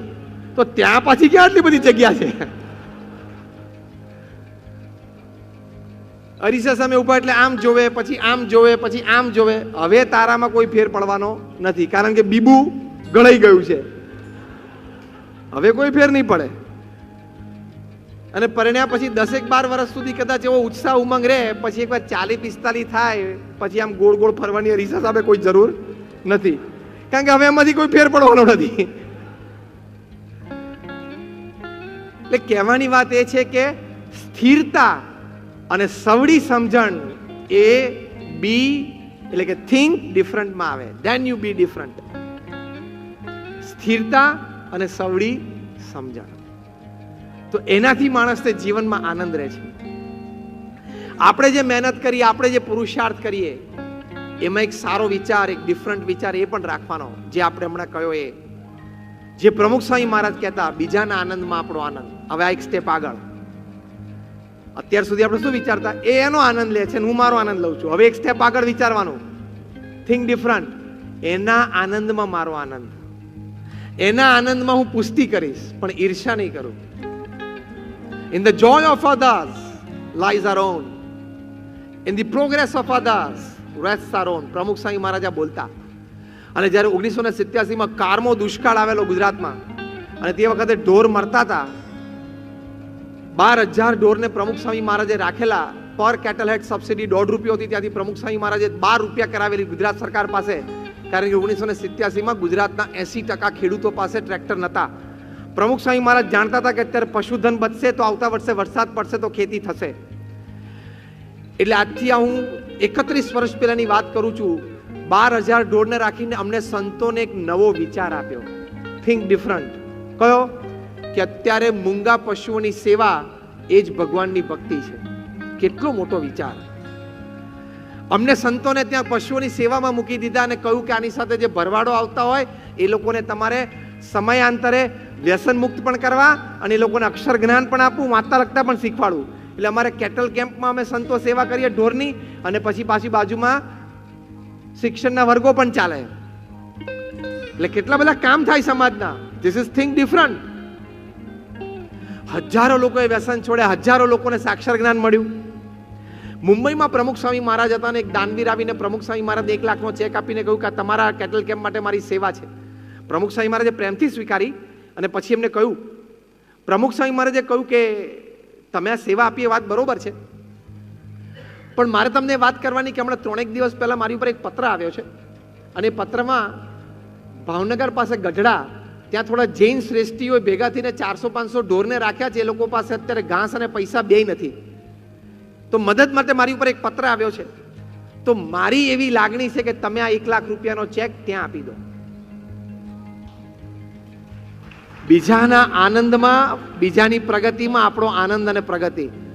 1 લાખ રૂપિયા આજે પણ એક મોટી રકમ કહેવાય. આ હું વાત કરું છું 31 વર્ષ પહેલાની, અને પાછી ચેક હતો. પ્રમુખ સ્વામી મહારાજે ડાયવર્ટ કરવાની વાત કરી. એ શ્રેષ્ઠીએ પૂછ્યું કે સ્વામી, મને તો હું એ લોકોને ઓળખતો નથી, તો કેમ વિશ્વાસ આવે? પ્રમુખ સ્વામી મહારાજે કહ્યું કે હું એમને ઓળખું છું, તમને મારામાં વિશ્વાસ છે? તો કે સ્વામી તમારામાં 100% વિશ્વાસ. સ્વામી કે બસ, તો એ લોકો સારા છે, સારું કામ કરે છે, તમે એને આપો. અને 1 લાખ રૂપિયા પ્રમુખ સ્વામી મહારાજે ડાયવર્ટ કર્યા. ત્યારે શ્રેષ્ઠીએ પૂછ્યું કે સ્વામી, તમારી દરેક પ્રવૃત્તિ આ સંસ્થામાં ચેરિટી બેઝ ઉપર છે, દાનના આધારે દરેક તમારી પ્રવૃત્તિ ચાલે છે. પહેલી વખત હું કોઈ વ્યક્તિને મળું છું કે જેની તમામ પ્રવૃત્તિઓ દાનના આધારે ચાલતી હોય, એ વ્યક્તિને કોઈ ડોનેશન મળતું હોય ત્યારે એ વ્યક્તિ બીજા કોઈને ફોરવર્ડ કરે. પ્રમુખ સ્વામી મહારાજને આવી ઉમદા ભાવના હતી, એટલે પ્રેમથી લોકો એમને દાન આપવા માટે આપતા, અને આ BAPS સંસ્થા જુદી તરી ગઈ. You think different and you be different. Pramukh Swami મહારાજ એ વખતે જુદું વિચાર્યું કે અત્યારે આપણે સંકુચિત દ્રષ્ટિ ન રાખવી જોઈએ. અત્યારે સમાજમાં જે પણ દુષ્કાળ રાહતનું જ્યાં જ્યાં પણ કાર્ય કરતા હોય એ બધાએ હળી મળીને એકબીજાને સાથ સહકાર સાથે કામ કરવું જોઈએ. તો સમાજને સર્વાંગી લાભ કરીને આપણે બેઠો કરી શકીશું. આ મોટો વિચાર, ઉમદા વિચાર. તો લોકો પ્રેમથી પ્રમુખ સ્વામી મહારાજ પાસે આ સંસ્થાની તમામ પ્રવૃત્તિઓ માટે એ દાન કરવા માટે આવતા. તો આવી તમારી એક પર્સનાલિટી ઊભી થાય. જ્યારે ભુજમાં ભૂકંપ આવ્યો 2001ની સાલમાં, પ્રમુખ સ્વામી મહારાજે પહેલો જ આદેશ આપ્યો કે તમે ગરમ રસોડું ચાલુ કરો, એટલે કે ગરમ ગરમ ભોજન લોકોને મળે. નહીં તો નોર્મલી તો આવી રાહત કાર્યોમાં તો ફૂડ પેકેટ્સ બનતા હોય. પહેલે જ દિવસે 26મી જાન્યુઆરી 2001ના દિવસે જ્યારે 8:45 વાગે ભૂકંપ આવ્યો, ત્યારે 12 વાગે 17,000 લોકો અમારા ભુજ સ્વામિનારાયણ મંદિરમાં સંતોએ બનાવેલી રસોઈ જમ્યા. 17,000. પ્રમુખ સ્વામી મહારાજને રિપોર્ટ મળ્યો. પ્રમુખ સ્વામી મહારાજે કહ્યું કે આ રસોડું ચાલુ રાખો, અને રસોડું ચાલુ રાખ્યું. બીજા 10 મહિના સુધી સવાર બપોર સાંજ થઈને 85,000 લોકો જેના ઘર પડી ગયેલા, જેના સગાવાલા બધા મૃત્યુ પામેલા, એ બધા ત્યાં ભુજ સ્વામિનારાયણ મંદિરે 3 ટાઈમ જમવા માટે આવતા. હવે જો થિંક ડિફરન્ટ ક્યાં શરૂ થાય છે. પ્રમુખ સ્વામી મહારાજ એ વખતે એમની ઉંમર 81 વર્ષની હતી. દિવસમાં 10 કલાક કામ કર્યા પછી એમણે લગભગ 1 વર્ષ સુધી આ નિયમ રાખેલો કે રાત્રે 10:30 થી 11:30 ભુજથી એ ફોન દ્વારા એ દિવસની પ્રવૃત્તિનો રિપોર્ટ લેતા. એ પોતે જ્યાં પણ વિચરણ કરતા હોય, આટલી એનર્જી સાથે 81 વર્ષની ઉંમરે કામ કરતા. એમણે પહેલો વિચાર આપ્યો, સી થિંક ડિફરન્ટ. એમણે કહ્યું કે ઘણા સારા ઘરના લોકો હોય, પ્રતિષ્ઠિત હોય, આગેવાન હોય, એ લોકોને લાઈનમાં થાળી લઈને ઊભા રહેવું ને એટલે એના આમ શરીરે કાપો તો લોહી ના નીકળે એવું લાગે. ભલે અત્યારે પરિસ્થિતિ એવી છે એટલે ગમે તે માણસે લાઈનમાં ઊભું રહી જવું પડે. પ્રમુખ સ્વામી મહારાજ કે એ વ્યક્તિનું સ્વમાન થોડુંક ગવાય એટલે આપણે 100 સ્વયંસેવકો એવા તૈયાર કરો અને તાત્કાલિક 200-500 ટિફિન મંગાવો અમદાવાદથી, બરોડાથી, રાજકોટથી. અને એવા જે ઘર હોય એના ઘરે 3 ટાઈમ ટિફિન પહોંચે ને અને ઘરે બેસીને જમી શકે ને એવી વ્યવસ્થા કરો. માણસનું સ્વમાન સચવાય. જો આ થિંક ડિફરન્ટ, આ જુદો વિચાર, અમારા લગભગ 150 થી 200 સ્વયંસેવકો ફક્ત આવા સારા અને મોટા ઘરો, કદાચ એ પડી ગયા હોય તે લોકો ફળિયામાં બેઠા હોય નાનું તંબુ તાણીને, કદાચ અડધું ઘર પડ્યું તો અડધા ઘરમાં થોડેક એકાદ રૂમમાં ક્યાંક રહેતા હોય, ત્યાં અમે ટિફિન આપે જેથી એ વ્યક્તિનું સ્વમાન સચવાય.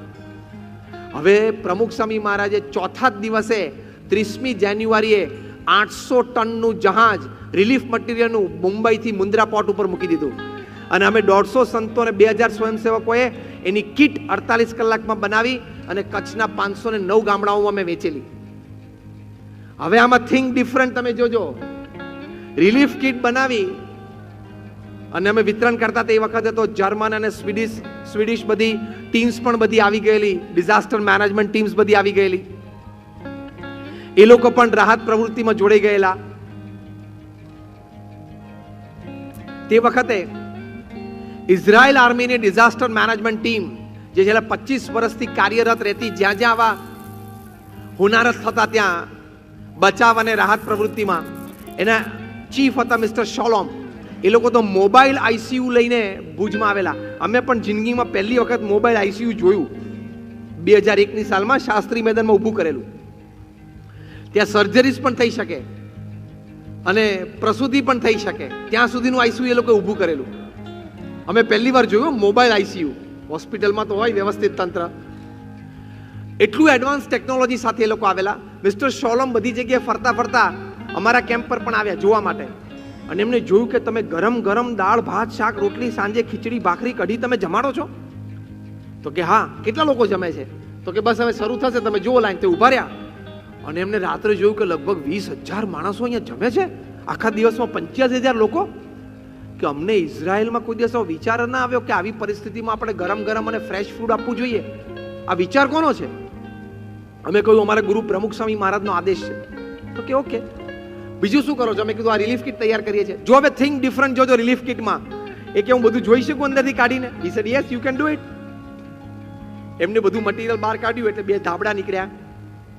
પરિવારના 4 સભ્યો હોય, માતા પિતા, દીકરો દીકરી, એને એક એક જોડી કપડાં અમે મૂકેલા, એ નીકળ્યા.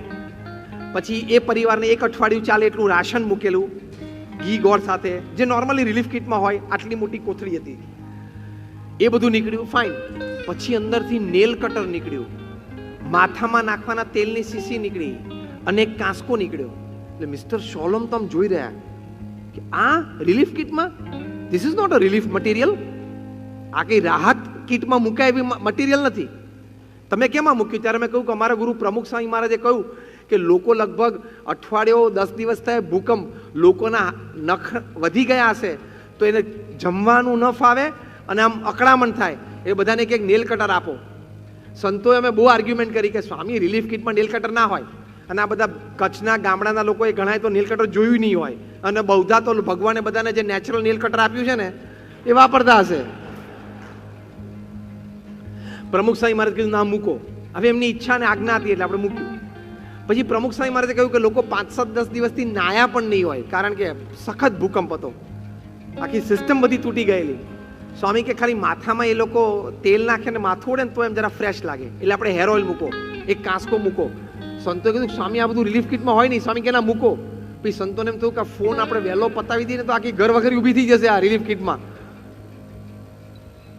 મિસ્ટર શોલોમે જ્યારે સાંભળ્યું ને અત્યંત આશ્ચર્ય થયું કે હુઝ થોટ વોઝ ધીસ, આ વિચાર કોનો હતો?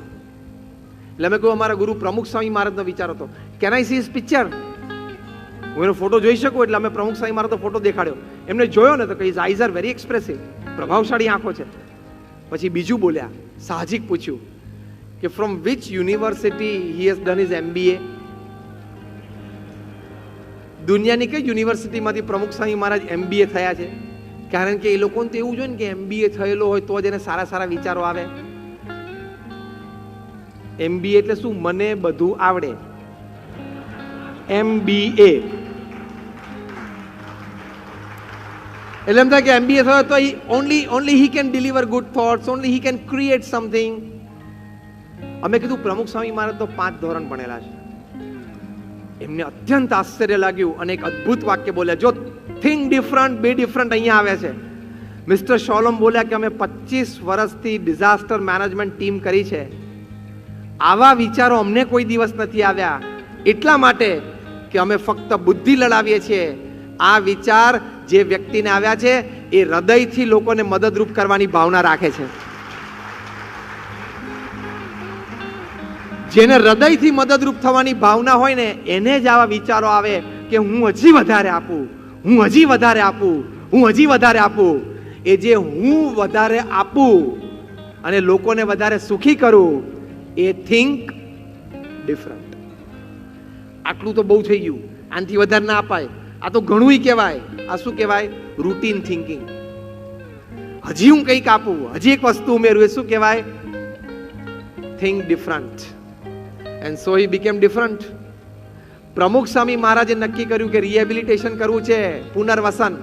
9 ગામ દત્તક લીધા, 1500 ઘર બાંધી આપ્યા, 42 ગામડાઓમાં સ્કૂલ બાંધી આપી. પ્રમુખ સ્વામી મહારાજને અને BAPS સંસ્થાને લોકો દોડી દોડીને ડોનેશન આપતા, કારણ કે લોકો એવું કહેતા કે પ્રમુખ સ્વામીને અને એમની સંસ્થાને રૂપિયો આપીએ ને એટલે ફિલ્ડ ઉપર સવા રૂપિયો થઈ જાય છે, કારણ કે એમાં ઉમેરે છે. એક આપણા પૂર્વ પ્રધાનમંત્રી શ્રી એક વખત બોલેલા કે અમે કેન્દ્ર સરકારમાંથી કોઈ પ્રવૃત્તિ માટે, કોઈ સ્કીમ માટે રૂપિયો છોડીએ ને એટલે ફિલ્ડ ઉપર પહોંચતા પહોંચતા 15 પૈસા થઈ જાય છે. You think different and you become different. હવે જો એક સરસ થિંક ડિફરન્ટનો એક સરસ પ્રસંગ તમને કહું. જ્યારે આ પુનર્વસનના ઘર બાંધ્યા ને ત્યારે અમારા સંસ્થાના પ્લાનિંગ સેલ, અમારું ઇન હાઉસ આખી સિસ્ટમ છે અમદાવાદમાં અમારી હેડ ઓફિસમાં, તો અમારા એન્જિનિયર્સ ને અમારા આર્કિટેક્ટ્સે બધાએ સોસાયટીઝ પ્લાન કરી, જે મોડર્ન ડે અર્બન લોકેલિટીઝ સોસાયટીઝ હોય. પ્રમુખ સ્વામી મહારાજ પાસે પ્લાન લઈને બેઠા અને પ્રમુખ સ્વામી મહારાજ 3 જ મિનિટમાં પ્લાન બધું સમજી ગયા. પ્રમુખ સ્વામી મહારાજે કહ્યું કે આપણે ત્યાં સોસાયટી નથી બાંધવી, આપણે ત્યાં ક્લસ્ટર્સ બાંધીએ કે 5-7 ઘર વચ્ચે એક મોટો ચોક હોય, 5-7-10 ઘર એવી રીતે. એટલે બધા એન્જિનિયર્સ અને આર્કિટેક્ટ્સે આર્ગ્યુમેન્ટ કરી કે સ્વામી હવે આખું ગામ તો એ લોકોનું તૂટી ભાંગી ગયું છે, આખું નવેસરથી આપણે કરીએ છીએ, પાક્કા મકાન આપીએ છીએ, તો અર્બન લોકેલિટીની જેમ જ એ લોકોને રહેતા શીખવાડીએ. સોસાયટીમાં વચ્ચે રસ્તો હોય ને આજુબાજુ મકાન હોય સીધા. પ્રમુખ સ્વામી મહારાજે કહ્યું કે તમારી ભાવના સારી છે, પણ હજી એ લોકોના વિચારો છે ને એ ગામડાની રહેવાની સ્ટાઇલ પ્રમાણે છે. ગામડામાં લોકો કેવી રીતે રહેતા હોય કે એના ઘરનો દરવાજો ખોલે ને તેને 5-6 ઘરના દરવાજા દેખાવા જોઈએ. વચ્ચે એક ચોક હોય ને ત્યાં પુરુષોના ટાઈમે, મહિલાના ટાઈમે આવે, બેસે, વાતો કરે, કંઈક ઘરકામ કાઢે. એ લોકોનું એ જનજીવન છે.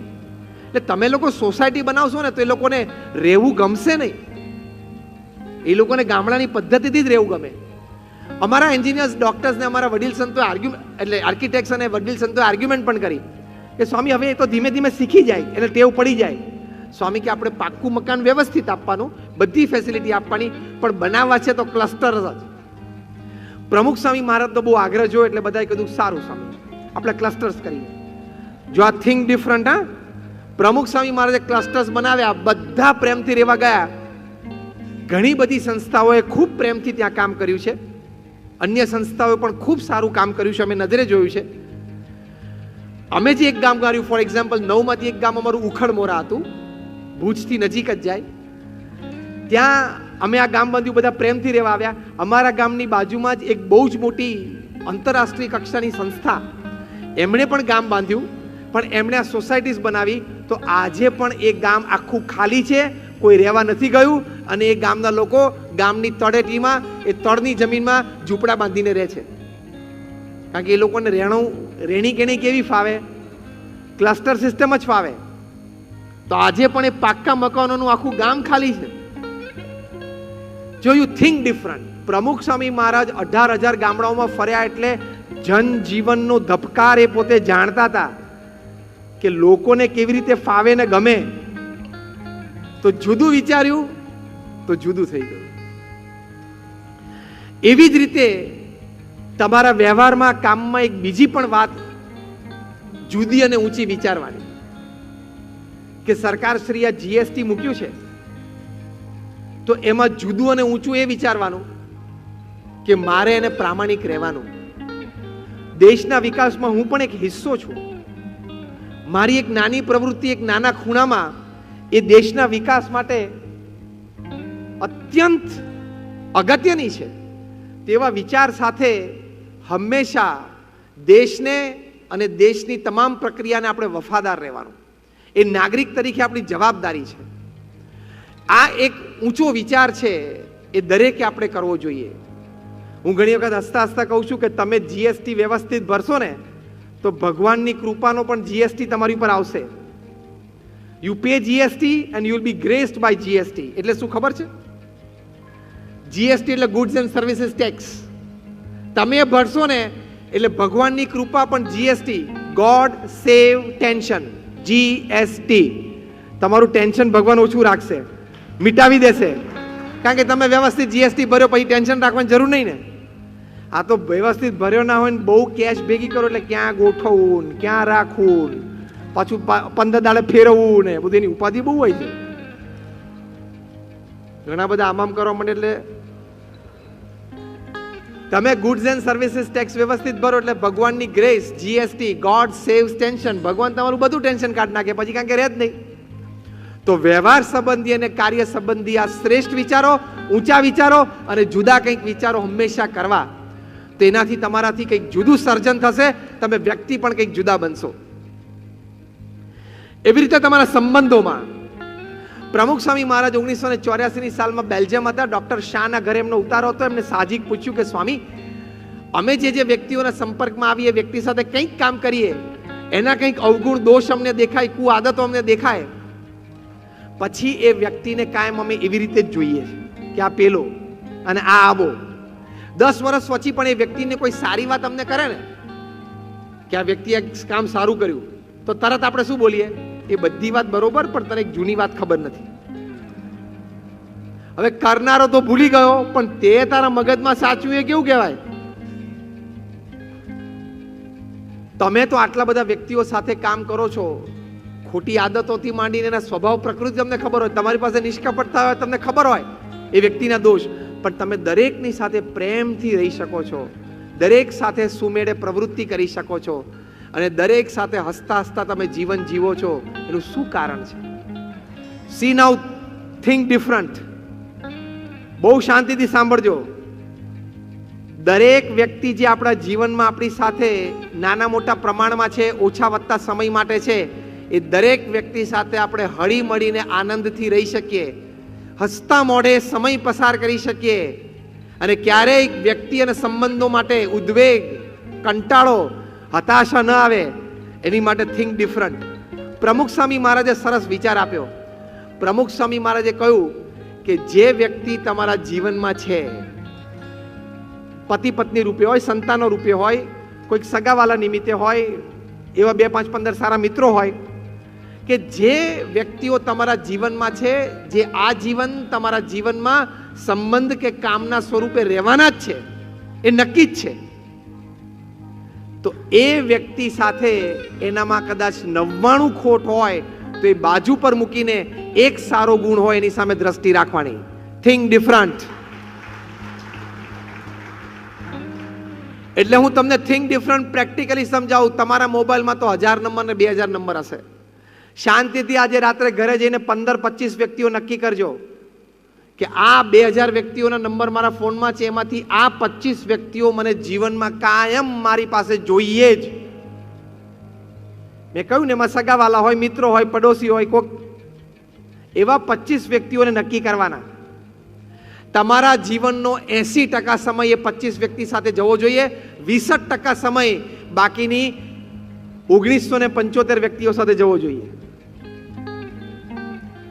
તો તમારે 80% સમય તમારો જીવનમાં એ 25 વ્યક્તિ સાથે જ કાઢવાનો. એ 25 વ્યક્તિ પ્રત્યે કોઈ કુભાવ ક્યારેય ન થવા દેવો. એની કોઈ ક્રિયા કે એની બોલચાલ જોઈને ક્યારેય ખોટું નહીં લગાડવાનું. એ કદાચ કંઈક બોલી ગયો, ચાલી ગયો, પ્રસંગે આવ્યો ના આવ્યો, તેના પ્રત્યે કોઈ કુભાવ ના થવો જોઈએ. એ 25 વ્યક્તિ મારી માટે સાચી જ છે, સારી જ છે, અને મારે 100%ની સાથે સંબંધ છેલ્લા શ્વાસ સુધી રાખવાનો જ છે. એ નક્કી કરી રાખવાનો. તો તમને જીવનમાં સંબંધોનો બહુ જ મોટો આનંદ આવશે. એટલે બહુ જ મોટો વિચાર છે કે આ 25 વ્યક્તિ માટે, ફોર ધીસ 25 પીપલ, મારે ક્યારેય કોઈ નેગેટિવિટી મનમાં આવવા જ નહીં દેવાની. પછી તમે જીવનનો આનંદ જો. બાકીની 1975 વ્યક્તિ જે 2000 માંથી રહી, એની સાથે કામના સંબંધ હોય, વર્ષે એકવાર મળે તોય ઠીક, ને 2 વર્ષે એકવાર કામ થાય તોય ઠીક. આ 25 વ્યક્તિ તો મારે જીવનમાં જોઈએ જ. એ 25 વ્યક્તિ પ્રત્યે કોઈ અવગુણ જોવાનો નહીં. પ્રમુખ સાહેબ મારા શું બોલ્યા, એનામાં 99 ખોટ હોય ને, પણ એક ગુણ હોય તો એ વિચારવાનો. કેમ? એટલા માટે કે એ વ્યક્તિ તમારા જીવનમાં રહે એવો તમે નિર્ણય કર્યો છે. પછી એ વ્યક્તિની ખોટ નહીં જોવાની. આ થિંક ડિફરન્ટ, તો યુ બી ડિફરન્ટ. તમે જુદા થઈ જાઓ, તમને જીવનમાં સંબંધોનો આનંદ મોટો થઈ જાય. હમણાં હાર્વર્ડ યુનિવર્સિટીના એક સર્વે પ્રમાણે દુનિયાના 1 લાખ પરિવારમાં 100 દેશોમાં 5 ખંડ ઉપર across caste, creed, colour, religion, nationality survey થયો. અને એ સર્વેનો પ્રિન્સિપલ પ્રશ્ન હતો કે તમારી દ્રષ્ટિએ જીવનમાં સૌથી મોટો આનંદ શું છે? ત્યારે 67%થી પણ વધારે લોકોએ એ સાદ આપ્યો કે to spend quality and quantity time with your near and dear ones is the greatest joy upon this earth. પૃથ્વી પર સૌથી મોટો આનંદ શું છે? પૃથ્વી પર સૌથી મોટો આનંદ શું છે? કે તમારા નજીકની વ્યક્તિઓ, ડિયર એન્ડ નિયર વન, જેની માટે તમને પ્રેમ છે અને જે વ્યક્તિઓને તમારી માટે પ્રેમ છે, એવી વ્યક્તિઓ સાથે ક્વોલિટી અને ક્વોન્ટિટી ટાઈમ પસાર કરવો, બેસવું, વાતો કરવી, સાથે જમવું, આનંદ કરવો, એ સૌથી મોટો આનંદ છે જીવનમાં. તો ધીસ ઇઝ થિંક ડિફરન્ટ. એટલે ધેન યુ બીકમ ડિફરન્ટ. તો સંબંધોમાં આ એક વસ્તુ ધ્યાન રાખવાની. જે વ્યક્તિને જીવનમાં આપણે મળીએ, મોટી તકલીફ તો 21મી સદીની શું છે ખબર છે? બોલો, સાચું કહું? અને તમે અંતરદ્રષ્ટિ કરશો ને હું બોલું પછી, તો તમને આ વાત 100% હૃદયપૂર્વક સાચી મનાશે. 21મી સદીમાં માણસ ચહેરા ઉપર સ્મિત રાખતા ભૂલી ગયો છે. 21મી સદીમાં માણસ ચહેરા ઉપર સ્મિત રાખ. He has forgotten smile. You start your day with a smile. You leave your day with a smile. જે વ્યક્તિને આપણે મળીએ, આમ સ્માઇલથી તો મળવું જોઈએ ને.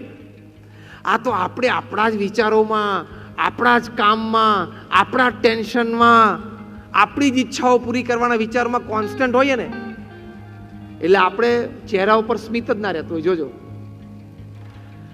ગાંધીનગર અક્ષરધામમાં મલ્ટીમીડિયા શો હતો. પ્રોફેસર ફ્રિજ, જે દુનિયાના શ્રેષ્ઠ મલ્ટીમીડિયા પ્રેઝન્ટર હતા, એમણે આ શો બનાવેલો. એમણે રોનાલ્ડ રેગન અમેરિકાના પ્રેસિડેન્ટ માટે બનાવેલો, ધ શાહ ઓફ ઈરાન માટે બનાવેલો, પ્રેસિડેન્ટ ઝિયાઉલ હક પાકિસ્તાનના હતા એમની માટે પણ એમને બનાવેલો, અને પ્રમુખ સ્વામી મહારાજ માટે પણ બનાવેલો. 14 સ્ક્રીન ઉપર એક સાથે ફિલ્મ ચાલે, જે 1992માં તે વખતે બહુ મોટી ટેકનોલોજી હતી. એમણે આ શો બનાવ્યો. એમાં પ્રમુખ સ્વામી મહારાજની દિનચર્યા દરમિયાનના બધા જ ફોટોગ્રાફ લીધા. 800 સ્લાઇડ્સ પાડી. સાહજિક બોલતા હોય, સાહજિક વોક કરતા હોય, કોકને મળતા હોય, પત્ર લેખન કરતા હોય, મીટિંગમાં બેઠા હોય, ફોન ઉપર હોય. 800 સ્લાઇડ્સ પ્રમુખ સ્વામી મહારાજની નેચરલ પાડી. અને પાછા ઝેકોસ્લોવાકિયા ગયા અને પછી એ સિલેક્ટ કરવા બેઠા કે આમાંથી મારે 50 શ્રેષ્ઠ સ્લાઇડ્સ જોઈએ છે. અને એમની ટેવ પ્રમાણે એ કચરા પેટી લઈને બેસે, આમ સ્લાઇડ જોવે, અને સહેજ ચહેરા ઉપર થાક, કંટાળો, ઉદ્વેગ કંઈ પણ જોવે ને એટલે તરત સ્લાઇડ કચરા પેટીમાં જ નાખી દેવાની. પ્રમુખ સ્વામી મહારાજની 800 સ્લાઇડ એમને જોઈ, નેચરલી પાડેલા ફોટોગ્રાફ્સ. 800 સ્લાઇડમાંથી એક પણ સ્લાઇડ એ કચરા પેટીમાં નાખી ના શક્યા.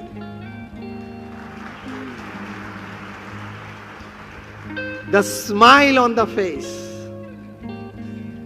એક પણ ના નાખી શક્યા. એમને બહુ જ આશ્ચર્ય થયું કે હવે મારે જે ખાલી 50 લેવી છે કેવી રીતે લેવી.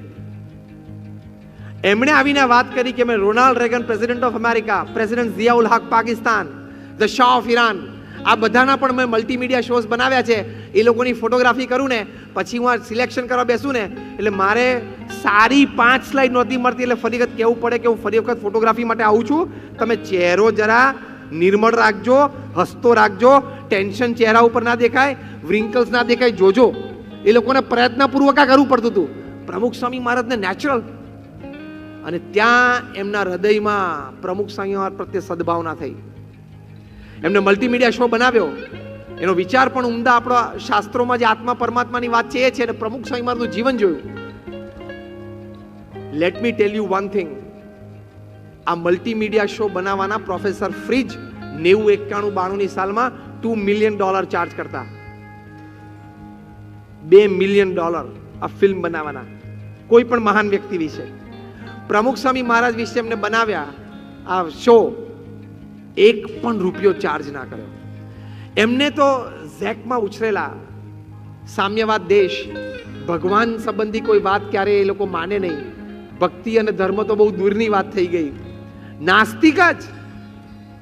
પણ એમના અંતરમાં પ્રમુખ સ્વામી મહારાજ પ્રત્યે સદભાવ થયો કે આ વ્યક્તિ, એના ચહેરા ઉપર સતત આનંદ અને સ્મિત એટલા માટે છે કે એનું હૃદય હંમેશા સદવિચાર અને સદભાવનામાં રહેલું છે. આ થિંક ડિફરન્ટ. હૃદયને કાયમ સદભાવના અને સદવિચારમાં રાખવું ને એ થિંક ડિફરન્ટ. તમે રાખશો ને, તમારે ધંધો ગોતવા નહીં જવો પડે, તમારે ક્લાયન્ટ ગોતવા નહીં જવા પડે. People will come to you, work will come to you, resources will come to you if you have a clean heart. તમારું હૃદય ચોખ્ખું હોય ને, એમને લોકોને તમારી સાથે ધંધો કરવાનું મન થશે. This is think different. હૃદયમાં થોડીક મલિનતા હશે, થોડું કપટ હશે ને તો એ પણ પેલાની ઇફેક્ટ કરશે કે આ માણસ ઉપર પૂર્ણ વિશ્વાસ ના રખાય. અને તમે ઘણા કોઈક વ્યક્તિને મળ્યા હશો, તમે પણ એવા 2-5 ને ઓળખતા હશો કે તમે એમ કહી શકો કે આ વ્યક્તિ અડધી રાત્રે મને એની પર વિશ્વાસ છે. એવા તમે પણ 2-5 ને ઓળખતા હશો બધા.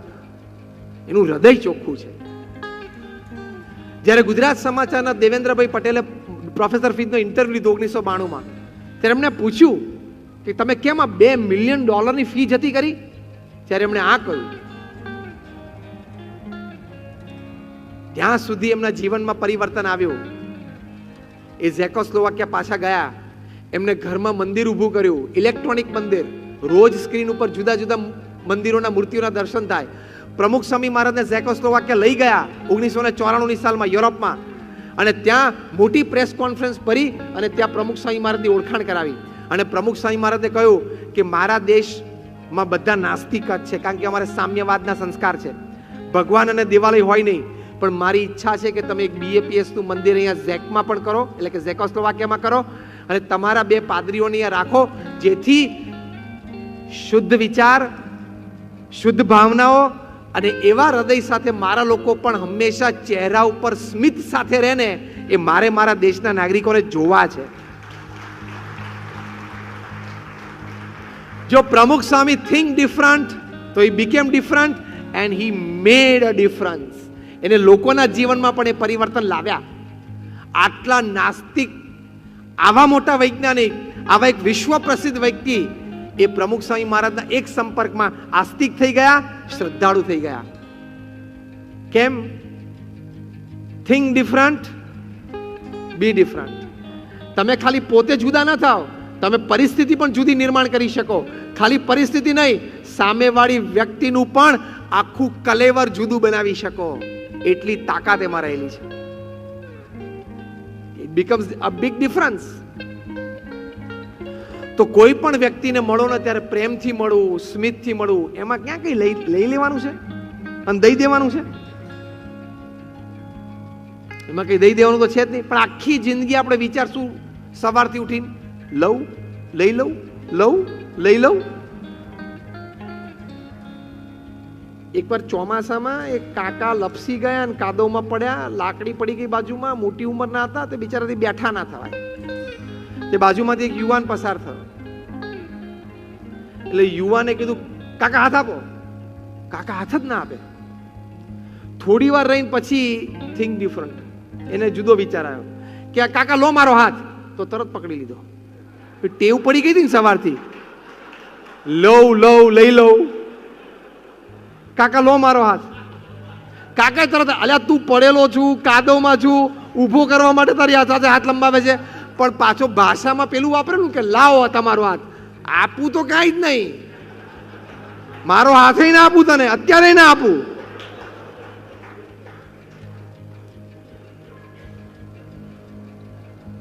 પેલા થિંક ડિફરન્ટ કરવું પડ્યું. કાકા લો મારો હાથ, તો તરત પાછો હાથ ઊંચો કરી દીધો. આપવું તો વાત જ ના આવે.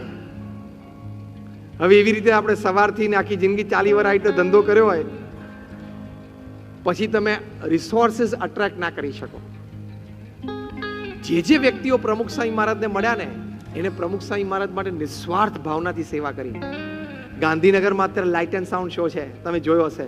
દિલ્હીમાં light, sound, water, laser, fire show છે, એ તમે જોયો હશે. દુનિયાની સૌથી મોટી સ્ટેપ વેલ અમે ક્રિએટ કરી. 5000 લોકો એક સાથે બેસીને શો જોઈ શકે સ્ટેપ વેલ્સ ઉપર. એ આખો જે શો ઉભો કર્યો એ ફ્રેન્ચમેન, એ પ્રમુખ સ્વામી મહારાજને પહેલી વખત મળ્યા. એ વ્યક્તિ એવી છે કે જ્યાં 1000 થી કે 2000 થી વધારે પાર્ટિસિપન્ટ્સ હોય ને એવા જ પ્રોગ્રામ હાથમાં લે. એ વ્યક્તિ એવી છે કે ફંક્શનના 1 મહિના પહેલા એનું ફાઇનલ માસ્ટર ગ્રેન્ડ રિહર્સલ પૂરું કરી નાખે. બેઇજિંગ ઓલિમ્પિક્સ 2008માંથી એની ઓપનિંગ અને ક્લોઝિંગ સેરેમની એને ડિઝાઇન કરેલી. 2000ની સાલમાં ટર્ન ઓફ ધ મિલેનિયમમાં બ્રિટિશ ગવર્મેન્ટને કંઈક વિશેષ કરવું હતું, તો જે લંડન આઈ છે એ એમણે ડિઝાઇન કરેલી. તમે લંડન જાઓ તો લંડન આઈમાં બેસો ને, તે ઉપર જાઓ એટલે આખું લંડન તમને શહેર દેખાય. એમણે ડિઝાઇન કરેલું. આવી મોટી વ્યક્તિ, અને એમણે આ પ્રોજેક્ટર બનાવેલું કે ઉછળતું પાણી અને પડતા પાણીને પડદા તરીકે વાપરીને એની ઉપર ફિલ્મ પ્રોજેક્ટ કરવી. અને એ રીતે ગાંધીનગર અને દિલ્હીમાં એ છે, પડતા પાણી ઉપર ફિલ્મ પ્રોજેક્ટ થાય છે. Falling moving water is the screen. આ કેવો મોટો વિચાર કહેવાય, મોટું થિંક ડિફરન્ટ કહેવાય ને. એ પ્રમુખ સ્વામી મહારાજને સારંગપુર મળવા માટે આવ્યા.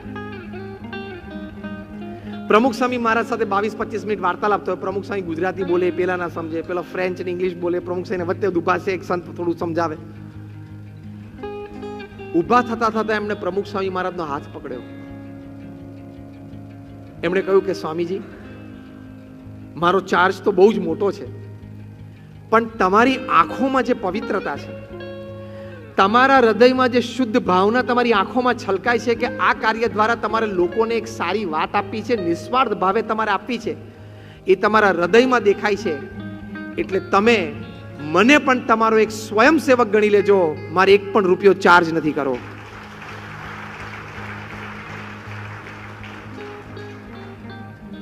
પ્રમુખ સ્વામી ડિફરન્ટ થઈ ગયા. કેમ? એમના વિચારો આવા હતા. એટલે કરોડો નહીં, અબજો રૂપિયાની ફી એમણે જતી કરી દીધી. પ્રમુખ સ્વામી મહારાજને ખાલી એકવાર મળીને આવા તો સેંકડો અનુભવો અમને થયા છે.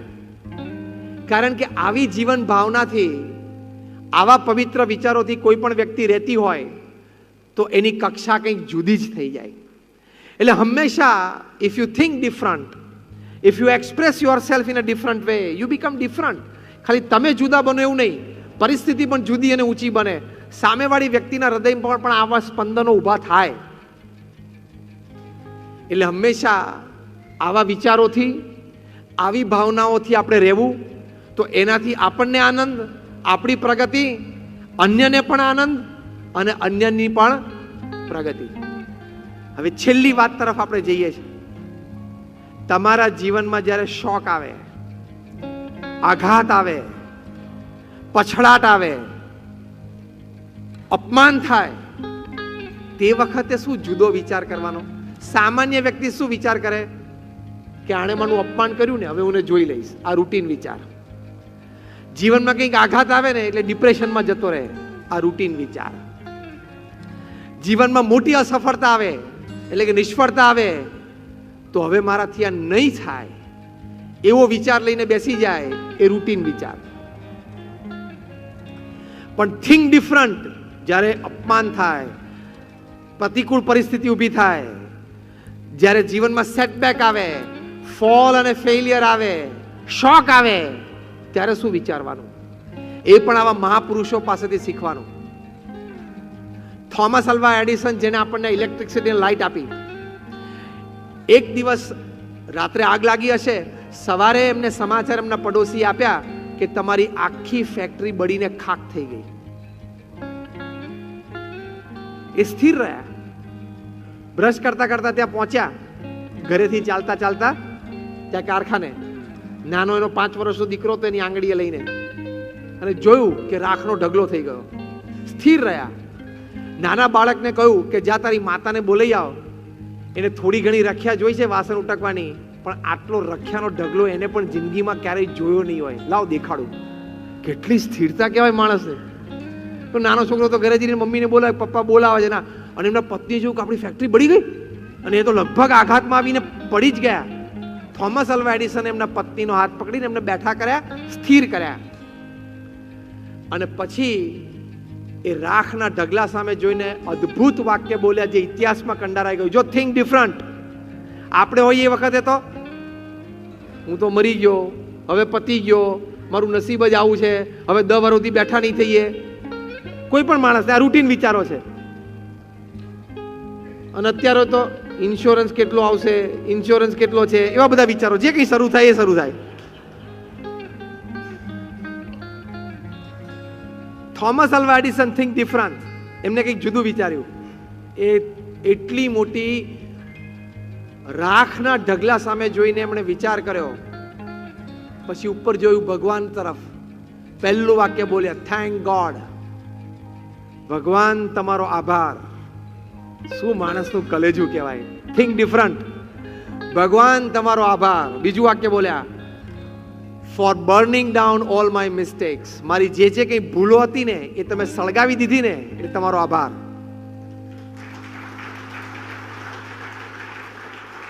અંદર ભૂલો નહોતી, એમના પ્રયોગોનો રેકોર્ડ હતો કે આ પ્રયોગ મેં આ કર્યો પણ મને આટલી સફળતા મળી, હજી જોઈએ એવો પ્રકાશ ના મળ્યો, તો આમાં હું અત્યારે ટિટેનિયમ ઉમેરું, કોપર વધારે ઉમેરું, પર્સન્ટેજ એને વધારે કરું. એ પ્રયોગનો રેકોર્ડ હતો. જ્યાં સુધી એ રેકોર્ડ હતો ત્યાં સુધી એનું નામ ડેટા અને રેકોર્ડ. એ બળી ગયો એટલે એનું નામ અહીંયા મગજમાંથી એમને ડેટામાંથી મિસ્ટેક કરી નાખ્યું. આજે ચાવી ટાઈમે ફરવી ને એ થિંક ડિફરન્ટ. जब तक वो था तब तक रिकॉर्ड, जब जल गया तब मिस्टेक्स. Think different. तो ये उभा रही शक्या. Thank God for burning down all my mistakes. પછી બીજું વાક્ય બોલ્યા, I am coming back at 10, I will start again. હું 10 વાગે પાછો આવું છું અને ફરી એક શરૂઆત કરીશ. કરી અને આપણને આ લાઈટ એમણે આપી. અને એટલે જ આજે ન્યૂ જર્સીમાં આખું શહેર એમના નામે છે. જે એડિસન શહેરમાં તમે જાઓ છો ને, જ્યાં આપણું અક્ષરધામ બને છે, એડિસન શહેરનું નામ એમના નામ પરથી છે, થોમસ અલ્વા એડિસન. પ્રમુખ સ્વામી મહારાજને લંડનમાં મંદિર બાંધવું હતું, ભવ્ય મંદિર, જ્યાં ભારતીય સંસ્કૃતિ અને ભારતીય પરંપરાની તમામ પ્રકારના પ્રદર્શન દ્વારા ત્યાંની પ્રજાને અને આપણી પણ સ્થાનિક, આપણી પણ પ્રજા જે ત્યાં ઉછરી હોય એ લોકોને માર્ગદર્શન, પ્રેરણા મળે. એની માટે હેરો નામના એક વિસ્તારમાં અમે મોટી જમીન લીધી. આ હું 91, 92, 93ની સાલની વાત કરું છું. લોકલ રેસિડન્સે અમારી સામે કેસ કર્યો કે આ લોકો રાત્રે 12 વાગ્યા સુધી ઢોલ વગાડશે, નગારા વગાડશે અને અમારું પ્રાઇવેસી અને અમારી શાંતિ ડિસ્ટર્બ થશે. અલ્યા ભાઈ, એવું નથી કરવાના, અમારે ટાઈમ નથી એટલો. રાત્રે 12 વાગ્યા સુધી મંજીરા ખકડાવવાનો. પણ કેસ કર્યો એટલે કેસ ચાલ્યો. એ લોકોએ વકીલ રોક્યો, અમે લોકોએ વકીલ રોક્યો. અને પશ્ચિમમાં, યુરોપિયન અને અમેરિકન કન્ટ્રીઝમાં લીગલ પ્રોસિજરના ભાગરૂપે એક સિગ્નેચર કેમ્પેઇન હોય છે કે સહીઓ ઉઘરાવવાની બે પાર્ટીએ, કે કેટલા લોકો તમારા વિસ્તારના તમારી સાથે છે. એ લોકોએ પણ કરી, અમે પણ કરી. પણ સ્વાભાવિક છે, એ લોકો સ્થાનિક હતા, એ લોકોનો દેશ હતો, એ લોકોનું નેબરહુડ હતું, વિસ્તાર, એ લોકોની સિગ્નેચર અમારી કરતાં વધારે થઈ. એટલે કોર્ટે એના આધારે ડિસિઝન આપ્યું કે અહીંયા BAPS આ જમીન ઉપર મંદિર ન બાંધી શકે. ફાઇનલ જજમેન્ટ આવી ગયું. ત્યાંથી અમારા ટ્રસ્ટીઓએ પ્રમુખ સ્વામી મહારાજને ફોન કર્યો કે સ્વામી, આપણે કેસ હારી ગયા. અને આપણાથી હવે એ જમીન ઉપર કોઈ બાંધકામ નહીં થાય. શોક, સેટબેક. અમારા વડીલ સંત પૂજ્ય વિવેક સાગર સ્વામી સામે જ ઉભા હતા, સાક્ષી. પ્રમુખ સ્વામી મહારાજના ચહેરા ઉપર એક લકીર ફરી નહીં. પ્રમુખ સ્વામી મહારાજ બોલ્યા પહેલું જ વાક્ય, જેવી ભગવાનની ઈચ્છા. અમે તમને થોમસ આલ્વા એડિસનની વાત કરી અને આ પ્રમુખ સ્વામી મહારાજની કરું છું. મહાન પુરુષોને શોક આવે, ઝાટકો આવે, જીવનમાં નિષ્ફળતા મળે, ત્યારે પહેલું કામ એ લોકો એ કરે કે પોતાની જાતને સ્થિર કરી નાખે. પહેલું કામ આ કરવાનું.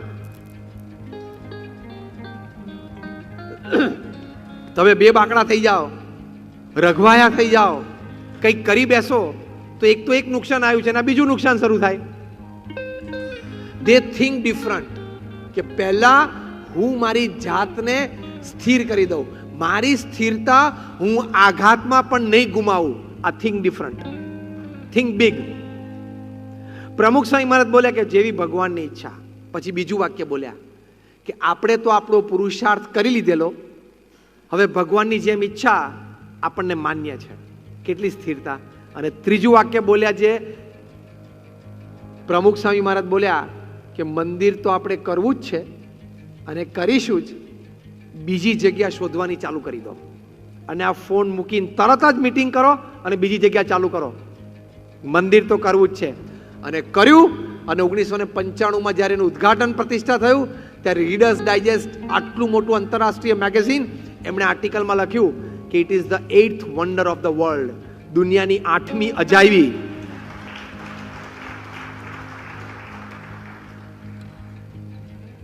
કારણ કે આરસ ને પથ્થર ને બધું યુરોપથી કંડલા આવતું હતું, કારણ કે આપણો આરસ ને પથ્થર ત્યાંનો બરફ સહન ના કરી શકે, ફાટી જાય.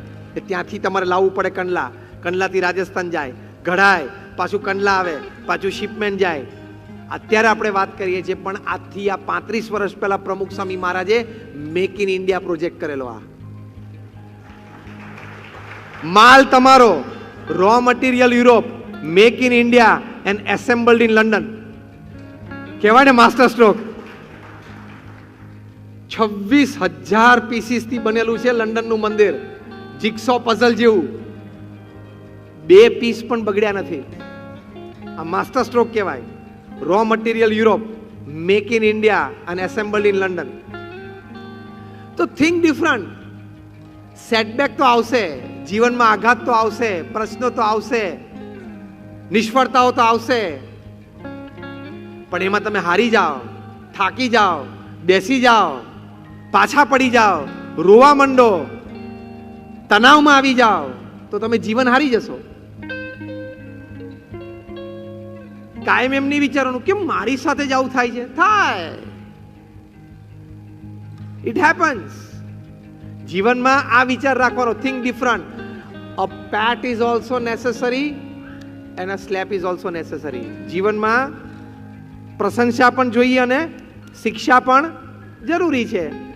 તો એક સારો દિવસ હોય ત્યારે આનંદ કરી લેવાનો, ખરાબ દિવસ આવે ત્યારે કંઈક શીખી લેવાનું, ફરી વખત આવું નહીં કરવાનું. બીજું શું? આટલું જ વિચારવાનું છે. This is called think different. ખરાબ દિવસ આવે ત્યારે રો તો એ રૂટીન થિંકિંગ. ખરાબ દિવસ આવે ત્યારે એમ વિચારો. ઘણા પ્રકારના ડિફરન્ટ વિચારો છે જેમાંથી તમે બહાર આવી શકો. એમાં એક આ વિચાર, ખરાબ દિવસ છે કંઈક શીખી લેશું, ખરાબ દિવસ છે, ધીસ ટુ વિલ પાસ, એ પણ એક સરસ વિચાર છે. આ ખરાબ દિવસ પણ એક દિવસ પસાર થઈ જશે અને થઈ જાય છે, તો તમે સ્થિર રહી શકો. તો આ થિંક ડિફરન્ટ કહેવાય. આવી થિંક ડિફરન્સથી તમે સ્થિરતા રાખી શકો, તમે હંમેશા આનંદમાં રહી શકો, અને એ જ આપણા જીવનની મોટી સફળતા છે. કોક તમારું મોઢા ઉપર અપમાન કરે. પ્રમુખ સ્વામી મહારાજનું 1986ની સાલમાં એ વખતના કેબિનેટ મિનિસ્ટર હતા યોગેન્દ્ર મકવાણાએ મોઢે અપમાન કર્યું. 1 કલાક સુધી પ્રમુખ સ્વામીના ખખડાવ્યા, કારણ કે કેબિનેટ મિનિસ્ટર હતા એનો પાવર હોય, અને પાછા પ્લાનિંગ કમિશનના મેમ્બર હતા. એને ખખડાવવાનું મુખ્ય કારણ શું હતું કે તમે યુવાન ડોક્ટર અને એન્જિનિયરને સાધુ બનાવો છો, તે ભવિષ્યમાં સમાજમાં ડોક્ટર્સની અને એન્જિનિયર્સની ખોટ આવશે. એટલે છે એને પહેલા નોકરી કર, છે એને તો કંઈક નોકરી આપ. અત્યારે પણ સમાજમાં 15% ડોક્ટર, એન્જિનિયર, ચાર્ટર્ડ એકાઉન્ટન્ટ બિચારા નવરા ફરે છે. પણ આ વિચારથી હવે એમને કહેવાનો કોઈ અધિકાર નહોતો આ, અને ક્યાં એના દીકરાને સાધુ બનાવેલો, અને આ પ્રવૃત્તિ વિશે કોઈને કહેવાનો અધિકાર જ નથી. ક્યાં આપણે પરાણે કોઈને દીક્ષા આપીએ છીએ? પ્રેમથી લોકો આવે છે. અને અમે દીક્ષા લીધી, બીએપીએસ સંસ્થામાં નિયમ છે 21 વર્ષની ઉંમર પૂરી થાય ત્યાં સુધી દીક્ષા ન લઈ શકે. પછી એનો 3 વર્ષનો બેઝિક ટ્રેનિંગ કોર્સ, પછી એને પહેલી દીક્ષા મળે વ્હાઇટ, પછી 2 વર્ષનો ટ્રેનિંગ કોર્સ, પછી એના ભગવા કપડા મળે, પછી 2 વર્ષની ટ્રેનિંગ ને પછી એ બહાર સોસાયટીમાં આવે. ઓર્ગેનાઇઝ સિસ્ટમ છે. અને માતા અને પિતા બંને રજા ફોર્મ એટલે પરમિશન ફોર્મ ઉપર સાઇન કરે તો જ દીક્ષા મળે. કદાચ પિતા સાઇન કરે ને માતા એમ કે મારે મારા દીકરાને રજા નથી આપી, તો પ્રમુખ સ્વામી મહારાજને બીએપીએસ સંસ્થાને દીક્ષા ન આપે. બહુ સિસ્ટમેટિક છે ઓર્ગેનાઇઝેશન, હેફેઝાર્ડ નથી. કોઈક ભાગી ગયો, કોઈક ગુમ થઈ ગયો અને અહીંયા આવીને ભગવા કપડા પહેરલે, બીએપીએસમાં ના ચાલે. ઉત્તર ભારતમાં કોઈક સ્ટેટમાં ટ્રિપલ મર્ડર કરીને આવી ગયો ને ભગવું કપડું પહેરીને બેસી જવું ના થાય. હા, એવું થાય છે.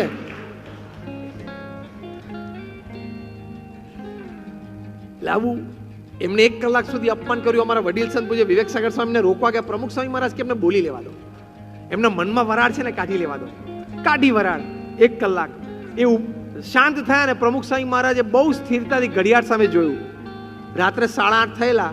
પ્રમુખ સ્વામી મહારાજ શાંતિથી અતિશય સ્થિરતાથી એક જ વાક્ય બોલ્યા કે જમવાનો સમય થયો છે, સાહેબને ખાસ જમાડી દેજો. કેટલી સ્ટેબિલિટી! 1 કલાક તમારું અપમાન કરે પછી એ વ્યક્તિને તમે પ્રેમથી જમવાનો સમય થયો તમે જમાડી શકો, એ કઈ કક્ષાની વિચારધારા કહેવાય. આવો 1% પણ આપણે જુદો અને ઊંચો વિચાર રાખીએ ને, કોઈની સાથે ઘર્ષણ ના થાય, ને કોઈની સાથે આપણે પ્રશ્ન ના થાય, અને કોઈની સાથે આપણે કોઈ પણ પ્રકારનો ઝઘડો ના થાય. તમે આવું વર્તન રાખો ને એટલે પેલી વ્યક્તિને હંમેશા અંતરદ્રષ્ટિ થાય કે મેં આટલું કર્યું, આ માણસ કંઈ બોલ્યો નહીં, આટલી ખાનદાની. ફરી વખત એ પણ એની ખાનદાની તમારી સાથે વર્તાવે. એટલે આ સલાહ તમારે ઘર માટે લઈ જવાની. ઘરમાં સાસુ વહુના પ્રશ્ન હોય, અંદર કંઈક ઘરમાં વિખવાદ હોય, એ વખતે થિંક ડિફરન્ટ. શું? ઘરમાં કોઈ એક વ્યક્તિ ગુસ્સામાં આવી જઈને બૂમો પાડવા માંડે ને એટલે બાકી બધાએ ચૂપ થઈ જવાનું. હું તમને એક સરસ વિચાર આપું છું, થિંક ડિફરન્ટ. આ તો શું થાય છે કે એક જણો બોલવાનું ચાલુ કરે ને એટલે બીજા 3 ચાલુ કરે.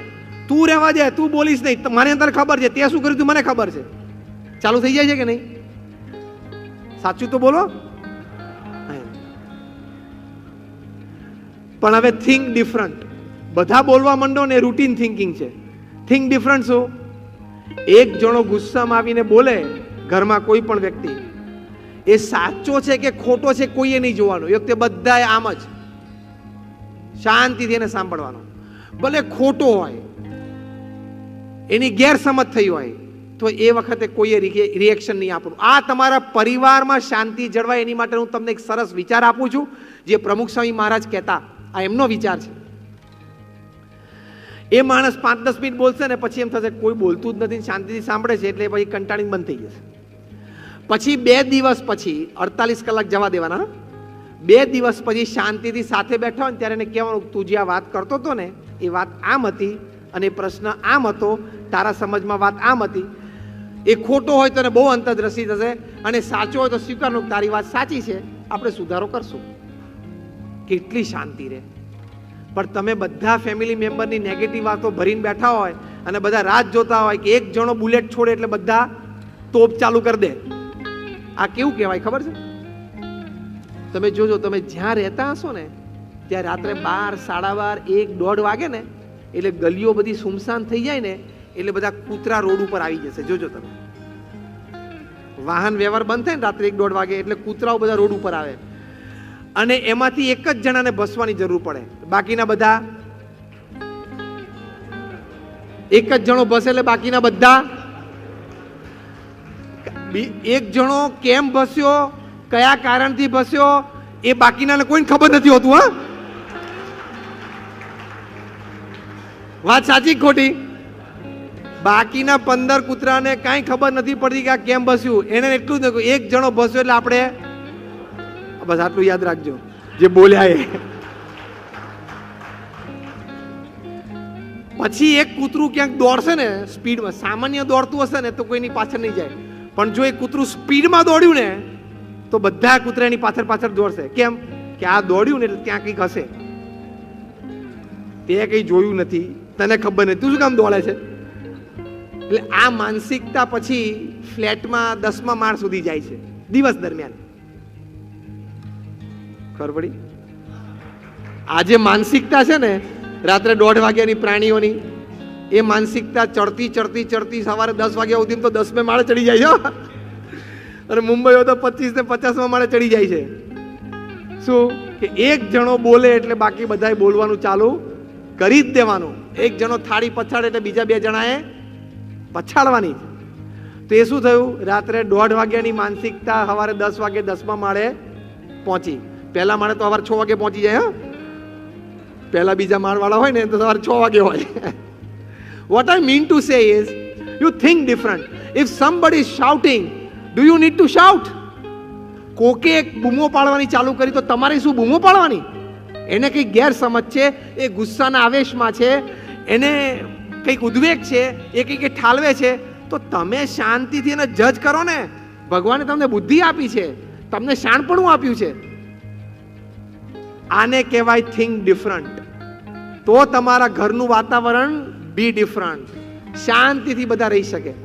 અને જે વ્યક્તિ ગુસ્સામાં આવીને બોલી ગયો એને ખબર પડે ને કે બધાએ મને શાંતિથી સાંભળ્યું, હું ખોટો હતો, મારી ગેરસમજ હતી, તોય તો ફરી એટલોય ભોંઠો પડી જાય ને, બે દાડા સુધી તો કંઈ બોલી ના શકે, અને ફરી વખત એને કંઈક બોલવું હોય ને તો 25 વાર વિચાર કરે. હા, એવી પરિસ્થિતિમાં એને મૂકી દો ને.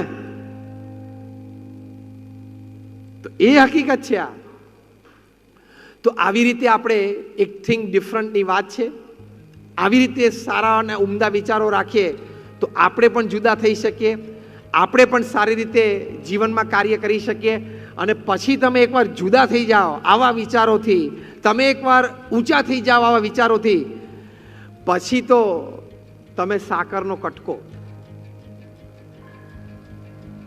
આપણે 9:20 થવા આવીએ એટલે છેલ્લી 5 મિનિટમાં પૂરું કરીએ કે પછી તમે સાકરનો કટકો.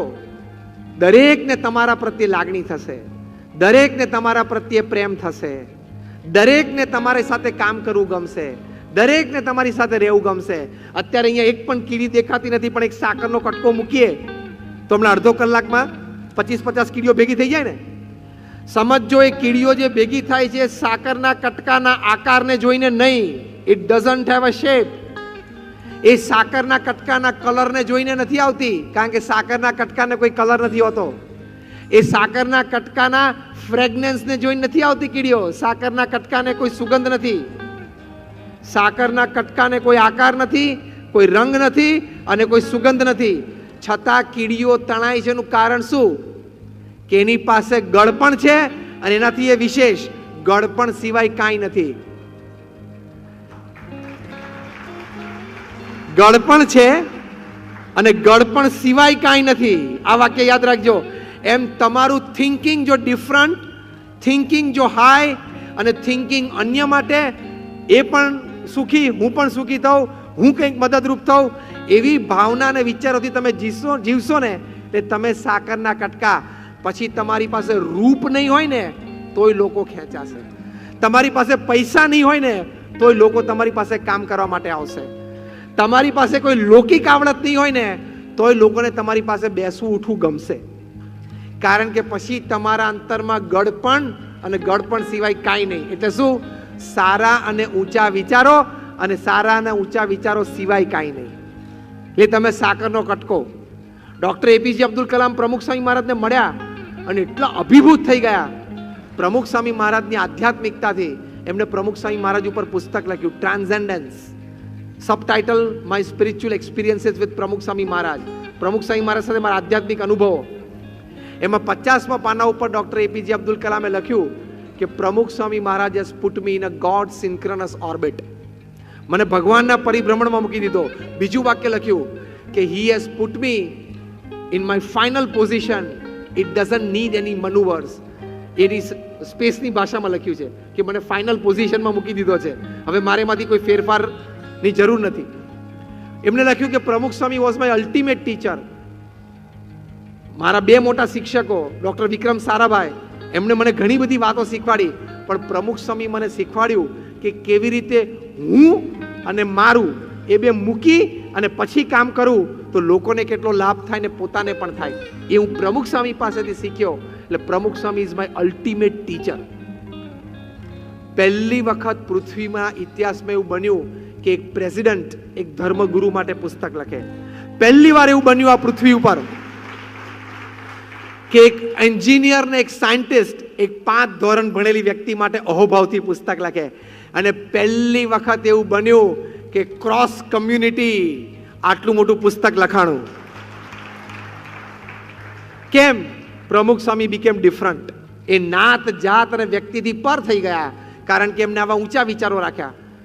2015માં પ્રમુખ સ્વામી મહારાજની 95મી જન્મ જયંતિ વખતે પ્રધાનમંત્રી શ્રી નરેન્દ્રભાઈ મોદીએ દિલ્હીથી ટ્વીટ કર્યું. અને ટ્વીટમાં એમણે લખ્યું કે I have learned some of the greatest wisdoms of my life from my meaningful conversations with Pramukh Swami મહારાજ. કે હું 70ના દાયકાથી આરએસએસનો સ્વયંસેવક હતો. આ નરેન્દ્રભાઈ મોદી લખે છે.